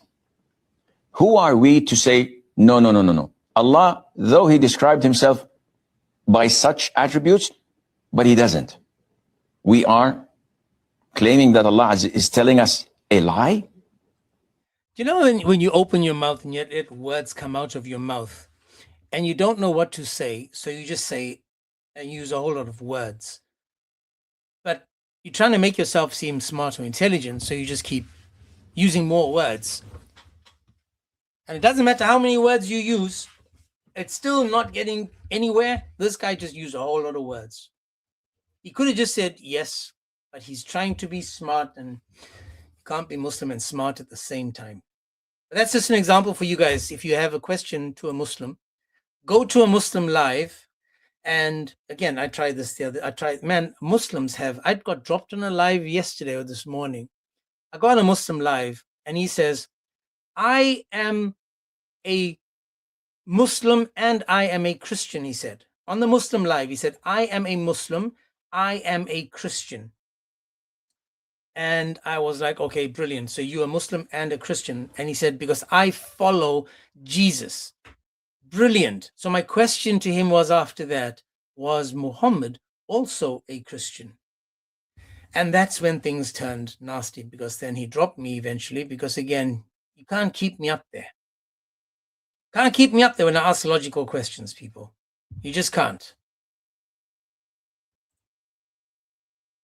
Very quick questions. First one, is a woman allowed to make like Quranic lectures and stuff if she's in niqab and wearing gloves and stuff on YouTube? My impression is that she's not. But my sister, this is a question for my sister. I would stay away from that completely. I would just teach in a close circle, my sisters, if you want to do that. But being on YouTube and all that stuff, I would not encourage any sister to do that at all. You know, the fact that she's not showing the face, but we know that the voice of a woman can be manipulated and is a aura. ولا يخضعن بالقول فيطمع الذي في قلبه مرض. You know, sometimes the voice of a woman can be tickling of desire sometimes for the people who have wickedness in their hearts. I'm not saying every person is like that or the sister is doing that to tickle the desire of people, But this is why we should stay away from that, dear sister. Jazakallah khairan. Assalamu alaikum. Now, this is where it gets interesting. Now, I've got two sisters on the panel, Tiger and Banku. Totally different voices, different dialects, different accents. And as a man, I would consider myself to be an average man. And as an average man, I'm not sitting over here being tickled each time they speak. Unfortunately, girls, I apologize. Well, look, what I gotta tell you is when we speak like this, you know what I'm saying? Right. That's right. You know what I'm saying? Because if you need us to talk like a man, then we can do that for you, James, anytime. Change without no voice change. You know what I'm saying? Without a voice. Okay, well then let me talk then, because I can say to you girls that I can also change my voice. But my point being, if you get a Barry White in the house, someone with a deep voice, now I promise you, man, I know a couple of guys that used to do, or still maybe still on TikTok every now and then. One of them, when he speaks, that voice, come on, man. That voice is like, wow, dude. That is, you got a deep voice. That's, you capture the attention of the people about. And I'm saying this, and I'll say this like this.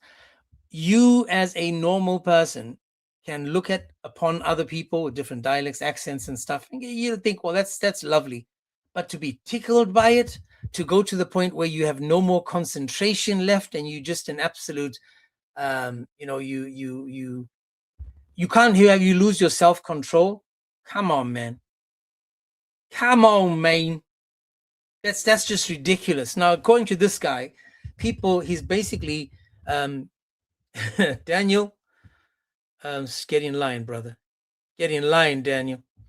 What I'm saying is that he's literally calling out people like Cora and Itchy and Scratchy, telling them basically that Tempura and Itchy and Scratchy need to humble themselves and go to rooms where it is just for a woman alone. Now, this is why Maloink Oink is doing this absolutely amazing PR, going to Muslim lives, asking them, is it allowed or not allowed? Because he's trying so desperately to lift up these half-brains, these deficient in intelligence equal to dogs and donkeys who come in the form of a devil. He's trying to make these women so relevant that he is now turning his back on all the men, saying, you men are so pathetically weak, you got nothing.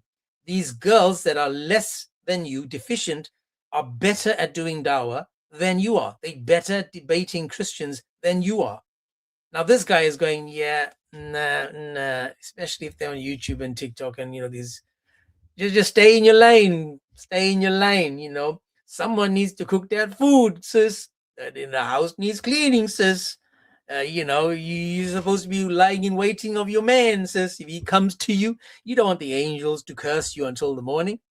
So you got to lie there waiting, anticipating, looking forward to the same thing you had yesterday and the day before and the day before and the day before and the day before. But that's it. That's according to Islam, guys. You're not allowed to do the dawah. Not allowed to do the dawah.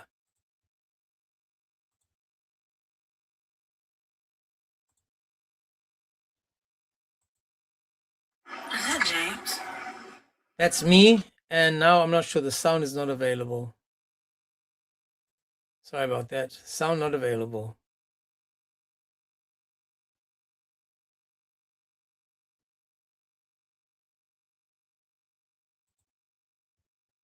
Married because I have decided not to get married because men of this generation are cooked. I don't know how cooked. And I personally don't entertain the culture of cooking and cleaning after a man. And my parents are against my will. Am I sinning for doing that? No, no, you're not sinning. Actually, you're doing men a favor. The likes of you does not deserve to get married because you're going to make the life of your husband hell. Stay unmarried, stay with your parents take care of them until they die, then you take care of the children of your siblings until you die. Because you're not normal. As harsh as it may sound, seriously, what do you expect me to do? Pamper you? Pat you on the back? I don't do this. Sheikh maybe does this. Ibrahim is good in this. I don't do this. I have 13 girls. I give them hell. You open your eyes. This is life. I just want to stop there. He's got 13 girls. 13 girls. Imagine having 13 girls knowing that they're all deficient. 13 girls. He's been married. He met his wife. She was covered up and he's married for a long time and stuff. But 13 girls. And all of them is deficient. All of them can be given 434. All of them was possibly already at 65-4. Oh, wait, so is that that's like marriage and then divorce, marriage and divorce? No, right? no, no. He's got daughters, 13 daughters. Oh, damn. Yeah. You know that about 4 wives and concubines. Yeah, and he says you can have, his daughters. He's so blessed to have these daughters. But I'm thinking, well, hang on a second, dude. You've got daughters, but your religion tells you about those daughters. I was having a conversation, and I brought this up too. I said, well, if I would have been staying in my marriage, when my daughter hit about 6 or 9, I would have been like, does this look like someone mature enough to be married? You know what I mean? To my ex-husband, so you can see how stupid it is to follow his daughter. And a 6-year-old is just a older version of a 2-year-old. There's literally not much change within a 2-year-old and a 6-year-old, apart from that they're taller. I want to marry. And a little bit more mature. Yeah, my church member was like 9 years old, small as a twig. Just nasty, yo. Sorry. And then that's why it's sickening. And Oz hit the nail on it. I was going to fast forward to that. What does he say at the end? Someone who's rich, likewise, you're not a real woman. You take. But to come and say, oh, don't go for the glory. Don't reality. He says, I have 13 daughters and I give them Want hell. to get married? I have 1,000 women. You open your eyes. This is life. What do you expect me to do? Pamper you? Pat you on the back? I don't do this. Sheikh maybe does this. Ibrahim is good in this. I don't do this. I have 13 girls. I give them hell. I have 13 daughters. I give them hell, because that's the Muslim man's job, to make life hell for the woman. Just saying. So on the 4 restrictions I've got, all of them got refused, lost the appeal. It's been restricted in certain areas. It's been restricted by gifting. It's been restricted by, my goodness, discontinued in some regions, restricted for some audiences. Visibility is restricted. Unbelievable, people. This is how TikTok handles truth. This is how TikTok handles truth. I've got a few more, guys, but unfortunately, as I said, I've got to, And I'm surprised you didn't get restricted when the donkey thing came up. That was worse than this. It's probably adding up, and then I'll lose the live again. But what do you guys think? Is birthday cake allowed in Islam? No. I saw you're not allowed to celebrate your birthday in Islam at all. I never see birthday celebrated. Yeah. I don't think the cake is allowed. Well, there's only one. I was going to say something crazy. There's only one type of cake allowed in Islam. Yeah. Azut. Sorry. Oh, you was like Alzut. I was thinking about more like pre-K, but for sure. That disgusts me. I need to stop joking about that. Okay, so watch this, guys. We're going to talk about we're going to do 2 more, and then, as I said, unfortunately today I just got back last night, and I got things to do this afternoon, so I need to get ready for something. So it's going to be a shorter live, but on Monday I should be ready to rock and roll again and get back to it. But let's just see. Where do I look when dealing with a woman? Where do I look when dealing with women? Sheikh, if I'm not mistaken, the Prophet sallallahu alaihi wasallam said, the first look on a woman is forgiven, the second, then we will sinful. And sometimes, for example, I live in Germany. When I'm work, most of the women, if not 90% of the women, are not hijabis. And when I'm, for example, when I'm talking with them, I don't know how to look and where to look. For example, when I look on the ground, most likely they will say it's disrespectful, and I don't know. So my question is, Sheikh, what should I do in such situations? For example, when my teacher, when I talk with my teacher, most of the teachers in Germany are women. So how to handle these situations? Should I look here and I will be excused, or what should I do? First of all, the hadith relates to hijabi and non-hijabi women. The Prophet said, alayhi salatu wasalam, lower your gaze, for you have the right in the first gaze, which is due to necessity. Otherwise, you're going to walk into a wall. And the second gaze is on you. The second look is on you. You'll be sinful for that. So whether she's hijabi or non-hijabi, you have to lower your gaze. Now, in situations where you live in a kafir country, it does not justify that they don't understand that we compromise our religion for their sake. So yes, when they speak to us, we look in the ground, we look here, we look there, but we don't look them straight in the eyes or in their face. And if they complain and say that this is disrespectful, tell them on the contrary, in my religion, in my belief, this is respecting women for not looking at them as dogs look at a bone. There goes all the men in Speaker's Corner. All of them are gonna hell.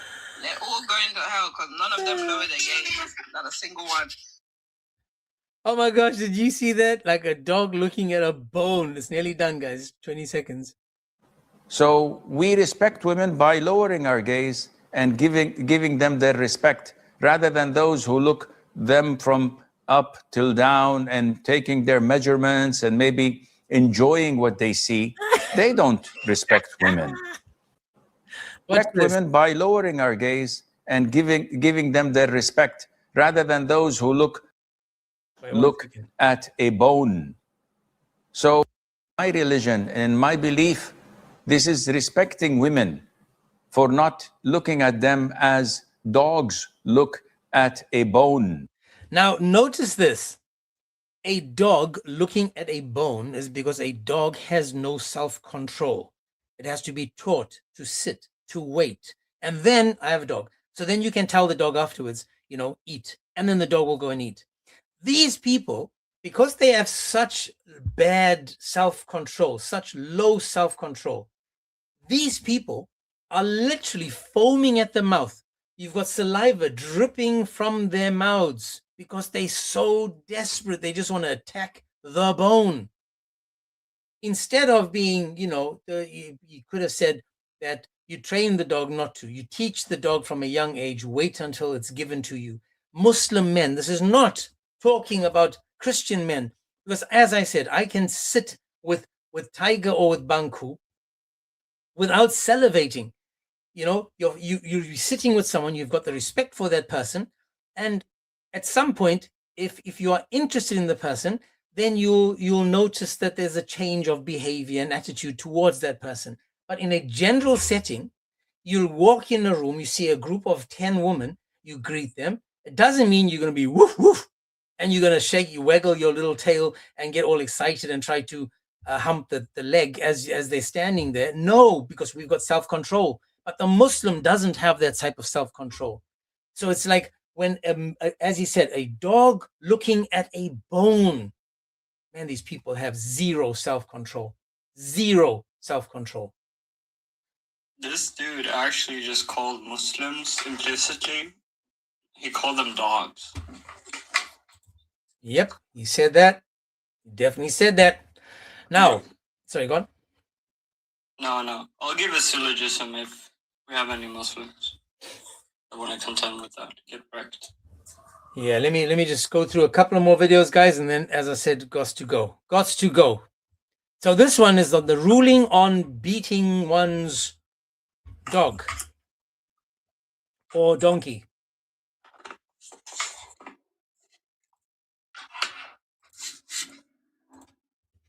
I'm just going to mute you there.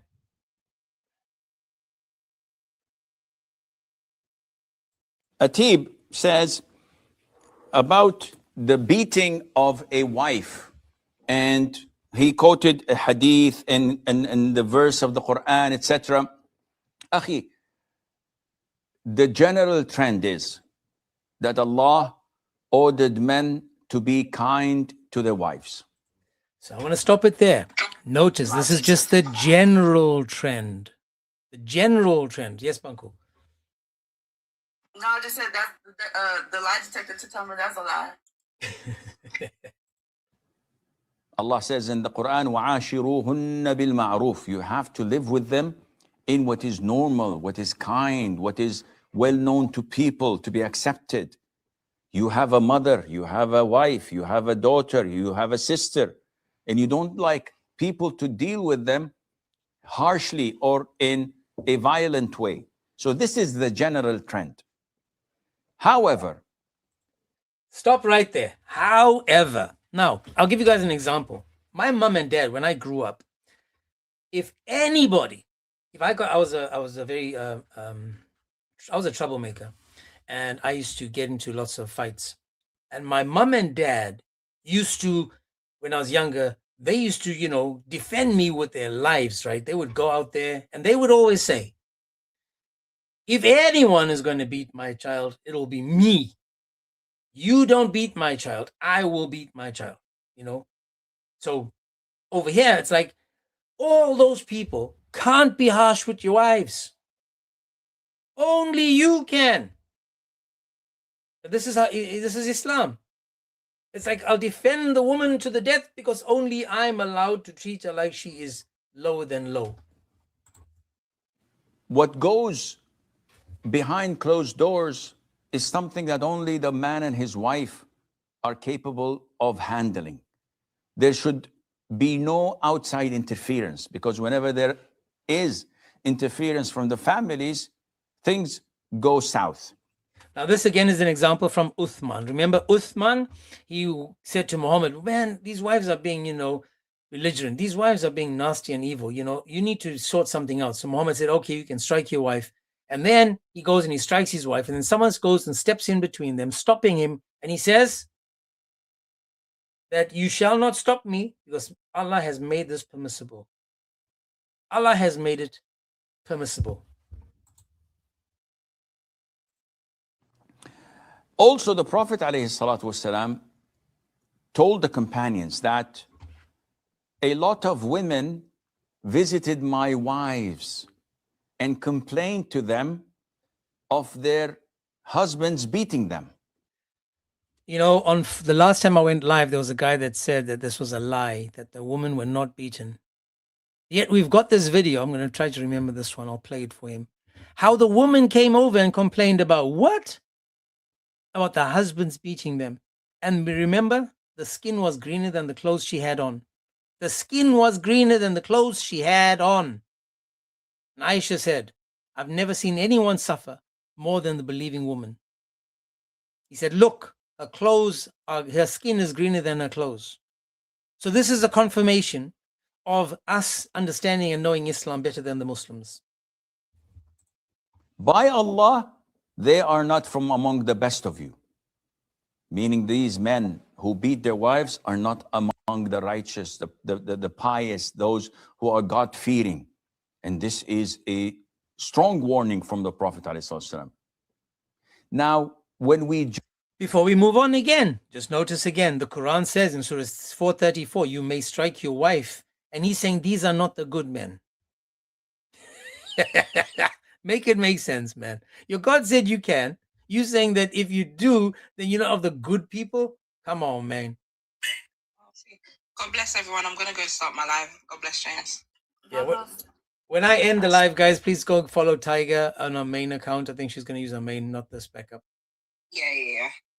All right. God bless. Bye. God bless. God bless you, Tiger. So let's just end this video. judge things.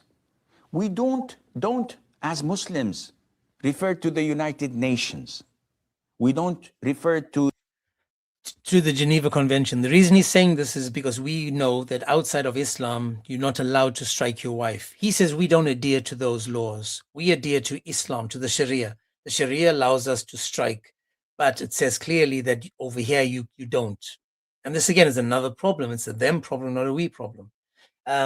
In the week that I've been away, I think I made about 8 or 12 new songs, 8 maybe. And one of the songs is exactly this, about how Aisha was, treated as a wife from her view. I've actually did a song of Aisha saying it's talking to us. So at some point we're going to play that. For those that haven't watched, if you go to the YouTube or if you go to Spotify or iTunes, the songs are out there, James 007, and some of them are I think a lot of them are really, really good. That's my biased opinion. the Geneva Convention. We don't refer to man-made laws made by the disbelievers and the kafirs.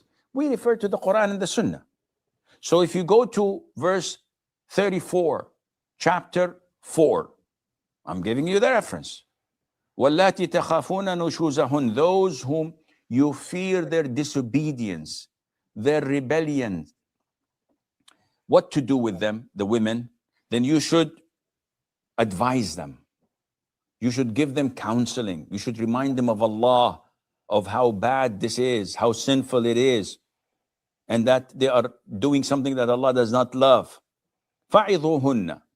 If this doesn't work, وَهْجُرُوهُنَّ فِي الْمَضَاجِعِ, then you have to abandon them, but this is only in regards of intimacy. So you sleep with her on the same bed, but you don't have any intimacy. You don't hug her, you don't kiss her, you don't have any hanky-panky. And this goes on like... Before he gets to the last part, so he's denying her the dingy, and then the angels don't curse him until the morning because maybe she needs it and he's saying no to her. You notice that the woman says no to the man, she's cursed until morning, but he can punish her by not giving it to her. What he doesn't know is if he's been married long enough, he's doing her a favor. So I've heard. The issue of advising her for a while, not for a day or two, or for a moment or two, maybe for a couple of weeks, 3 weeks of advising, didn't work, then abandon being intimate with her for 3-4 weeks. This doesn't work. Then the last and third and final resort is to beat them. So Allah doesn't say bring a baseball bat to beat. He doesn't say to bring a baseball bat, but he doesn't say that you don't need a baseball bat. That came 300 years later, bro. Them up with it. Ibn Abbas, when who is one of the great interpreters of the Quran, was asked how to beat them, he said, with this. How ironic it is that he has this in his pocket. Now, guys, this is another, dawah, when they open their mouth, they lie. I can show you that this stick can grow up to 1 meter long, if not longer. And for those that remember Christian hijab actually bought one. She bought one of those and she was hitting herself on her hand. She was on a live stream showing us it was about 15 to 20 centimeters long, and you could actually hear the sound when it hit your hand. Now it's like taking a pencil. For those that don't know, if you took a pencil, just a normal pencil, and you use the pencil, hang on a second, I have a pencil. Right? If you just have a pencil, just a normal pencil, and you hit something with a pencil, that's just like the miswak, the siwak. So a pencil is also just as thin as the siwak. And the pencil, if used correctly, can cause harm. I mean, if I'm hitting myself on my hand, it's actually quite sore. That is me using a pencil on a desk. Can you imagine if you use this thing on a female? In the name of Allah. Bismillah. You see this twig? If I beat myself with it, I'm not going to be affected. He said, well, Sheikh, why don't you come visit me, bro? and I'll use it on you, and we'll see if it's not going to be effective or not. Pull up, bro. You beat them without breaking a bone, shedding blood, leaving a mark, and avoid the face. What kind of beating is this, my friend? Well, this kind of beating is not meant to be physical. Now it's not a physical. So now he shows you first how to use the siwak. He shows it you first. This is how you do it. And then he says now it's not supposed to be physical. So what are you going to do? You're going to just make the motion in the air? Oh, he struck me, man. Mommy, I need to come home, mama. My husband, he struck me. He did what? He struck me. Not physically, but, he like put his hand in the air and he struck me, man. He left no broken bones and no marks on my body. But he struck me, not physically. Mom, can I come home? Your mother will be like, what's wrong with you, man? Bro, is this dude actually restarted? He said it's like, how is it physical? Bro, he's actually done. Like meant. Oh, I'm sorry. Sometimes I think he's just trolling. I mean, but he's not. It's insane. Guys, he's got millions a day. Tens of millions Muslims are listening to this guy's advice a day. Yeah, he's either getting paid from non-Muslims, or he's just completely restarted. I'm going to find out right now who he's... let me just see if I can find out who he works for. We're going to have to find out who he does these things for, because I don't,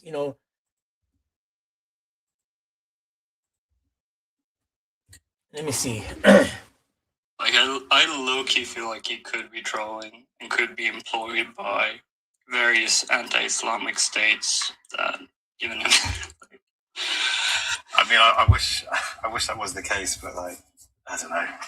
Yeah. You never know. But it is almost trolling, isn't it? I mean, It gets to the point where you actually can't believe these people, man. Exactly.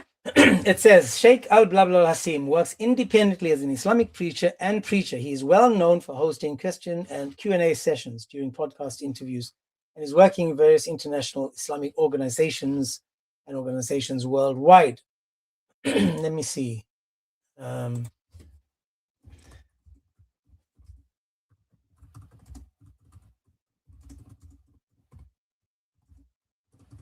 How many people listen to him daily? Oh, no, it's gone to AI. He interacts with around 629,000 followers on Twitter, 618,000 on Instagram. He's got official sites on YouTube and other sites where you can't see how many. But it says, an exact daily listener figure is not publicly tracked, as he does not broadcast on a single daily live stream or radio show. However, his total reach spans millions of views across social media, where thousands of people engaged with his content daily. Sorry. So yeah, that's just crazy to think that this guy is giving advice and these people are following, listening, and believing him. But let's continue this. We need to finish this. It is meant to be sentimental, something. So it's not physical, people. It's sentimental, something that would hurt her, to open her eyes to see. So it says, don't hurt her, but now you hurt her to open her eyes. Not physically, emotionally, I'm guessing. See how disobedient. Oh, now all of a sudden the video has trouble. The video has trouble. The craziness of this entire thing is just crazy. Crazy. Lorne, how are you, sir?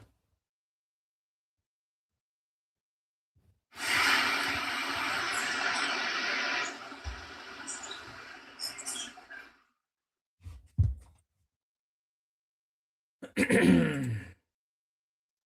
ran away. He ran away. He ran away very fast. Very fast. Very, very fast. Okay, guys, unfortunately, as I said, I'm gonna have to end the live just slightly earlier than planned because of life got in the way. So forgive me for that. But as always, we need to come back to the Psalms before we end the live. While I find that, let me see if I can just nope. And We by are- the way, I'm releasing a new video on your channel, so I'm gonna make it go live in like 10 minutes. Everyone, please watch it. Mashallah. It's pretty funny. It's about milk, but not Aisha's milk. It's about the place where a certain big globe of fire settles.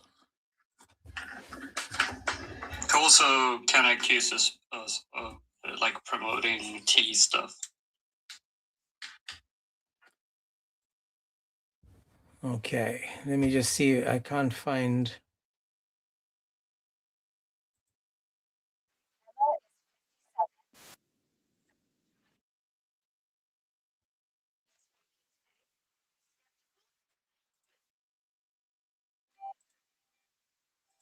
Let me just find this, guys, and then we will.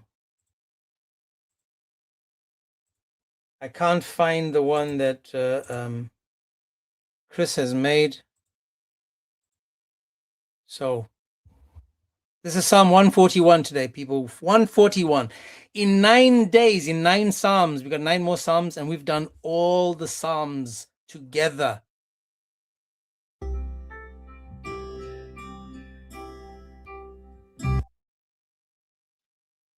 Oh.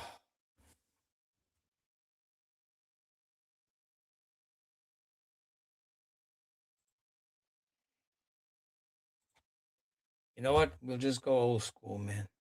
We just go old school.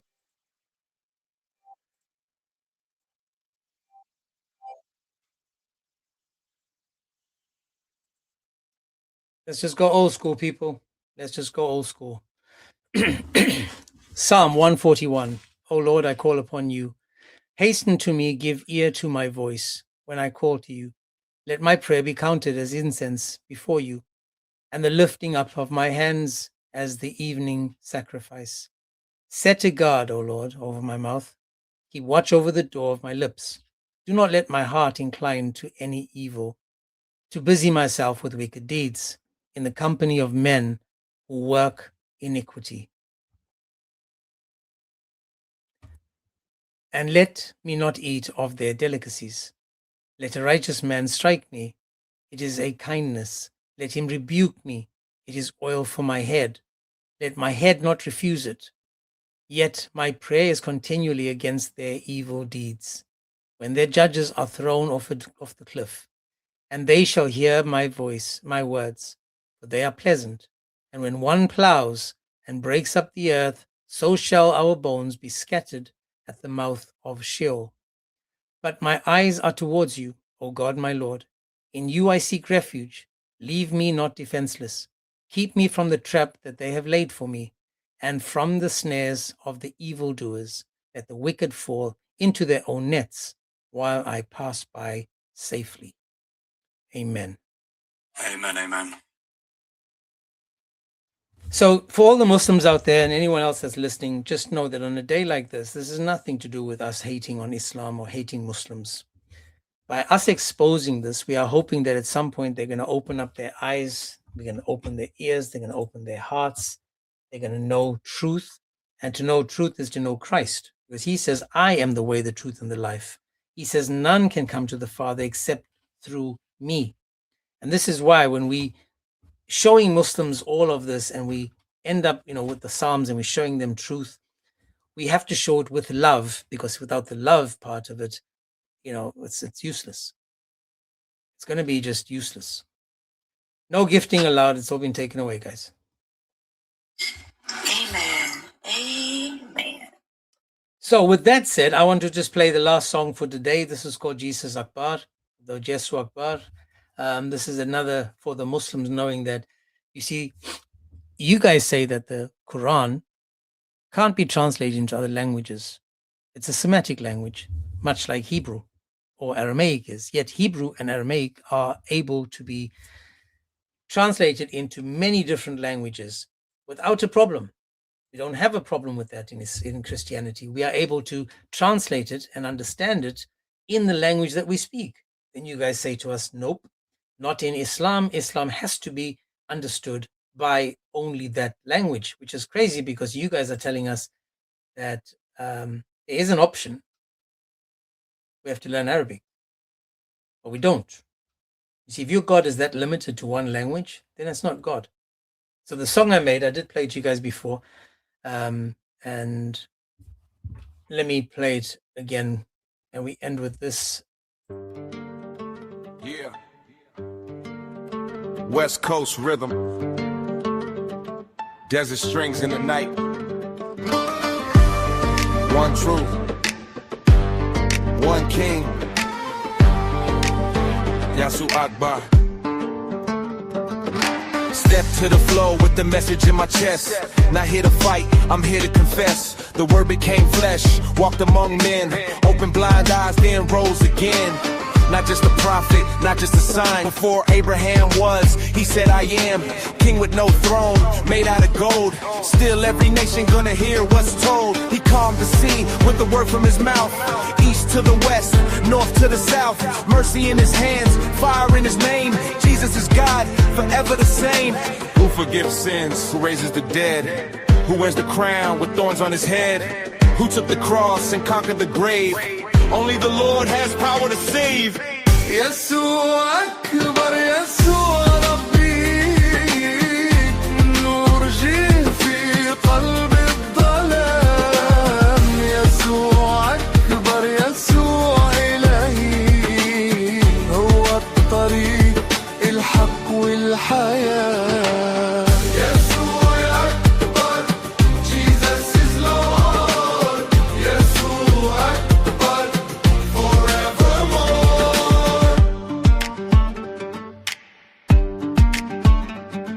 To my Muslim friend, hear what I say. God came near, didn't stay far away. Not distant, hidden, locked in the sky. He entered our pain, came ready to die. The Son is eternal, the Father is light. The Spirit gives life, no shadow, no night. One God, not three, let the mystery ring. Holy forever, creation's king. You honor Issa, but look again. He is the judge at the world's end. Alpha, Omega, beginning and last. The future is his and he holds the past. Not by sword, not by fear, but by love he draws us near. Not by force, not by shame. Every knee will bow to his name. يسوع أكبر يسوع ربي النور جه في قلب الظلام يسوع أكبر يسوع إلهي هو الطريق الحق والحياة Jesus is God, let the whole world hear. The King is alive and the kingdom is near. Yeshua Akbar, Jesus is Lord. Abruptly stop that song because I managed to download the Aisha one. I'm going to play this out and then gotta go. This is the Aisha song. Aisha. Hey, God bless you, James. God bless. And yes, guys, if you can help, I'm still trying to fix that kitchen. I am not a rumor, I am not a whisper. Open the book, I was written there. I was young when they gave my name away. Too small to know what grown men say. 6 in the contract, 9 in the room. My childhood folded under borrowed moon. They tell my story with careful lips, then hide the numbers in manuscript. But ink does not blush and pages don't lie. They only wait for someone to ask why. I was a daughter before I was a bride. A little girl standing where adults decide. And if the record is holy and clear, then say my age without fear.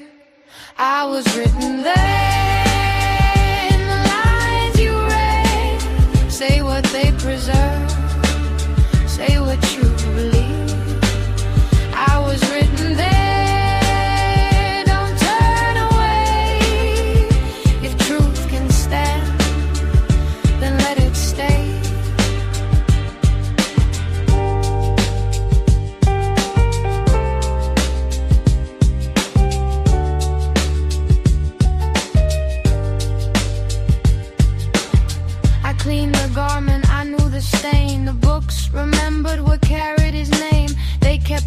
detail sharp and plain, but softened my childhood, covered my pain. I heard the rulings, I heard the men turn women's lives into law again. Adult nursing, household gate, strange old questions the scholars debate. They quote my wisdom, they quote my mind, but leave the harder lines behind. Don't make me marble, don't make me myth. I lived inside the words you skip. I was written there, the lines you read. Say what they preserve, say what you believe. I was written there, don't turn away. If truth can stand, then let it stay. And yes, I remember the night air following footsteps, questions in my chest. The report says his hand met me there. Some call it a shot, some call it a strike, but the line says it caused me pain, and pain remembers. So don't dress my story in perfume and gold. Don't ask the child in me to grow old. Don't call me mother only when it suits, then hide the dirt around the roots. I am the voice beneath your citation, the girl inside the narration. 6 at the promise, 9 at the door. Tell me what silence is protecting for. I do not need rage to make this burn, only the page and the facts in turn. Bring out the books, let the lamp stay bright. Let every word walk into light. I was written there in the night you read. Say what they preserve, say what you believe. I was written there, don't turn away. If truth can stand, then let it stay. I am not a rumor, I am not a whisper.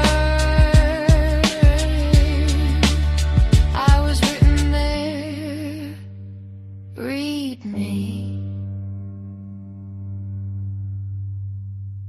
Read me, man. You know, I wish I knew this, how to make music like this 30 years ago, 20 years ago. Man, I'd be loaded, Bunku. I'll be loaded. Hey, James, I'm trying to get look. Someone hit me up on my Facebook. They was like, "Hey, how much you charging? You know, them AI things, and you do commercials, whatever like that." I'm like, man, I could. I was like, but, and I just gave a number. I didn't think they'd be like, that's cool. I said, man, probably like $500 an hour. It's like, oh, that's a good price. I'm like, the frick? What? It's important not to be greedy. That wasn't even greedy. Oh, look on chat. No, I'm not saying you. The type of work. Yeah, no, I'm saying if Huh? 500, if you're happy with 500, that's 500. You know, I could have said 5,000. I could have said 50,000, man. ChatGPT said the type of stuff I do, I could really charge like between 3,000 and whatnot. I was like, God, no. Well, Anyway, imagine if you get discovered. That's the beauty of it, man. But I gotta go, guys. All right. I need to go. Bless everybody. God bless, bro. And guys, these songs, I swear, you sit down and you just think about these situations. So I made a song called like "Everyone Wants Heaven, but No One Wants to Die." I made that one today. I was sitting down waiting for something, and I was like, you know, thinking we all want to go to heaven, but none of us want to die. And when I say die, we have to, you know, throw away the flesh. But no one wants to do that. And then I made another one called "Hold Up, Wait a Minute," and then I made another one, the Aisha one. I made another one called "Beware," one on Psalm 23, one to honor the wife, honor her. It's called. There's just so many amazing songs that you can have, looking at the Bible and what the Bible actually teaches. But I's got to go. I's got to go. So Hi, James. I've got another one called "Bewitched," which is actually quite funny. But guys, God bless you, and I will talk to you guys soon.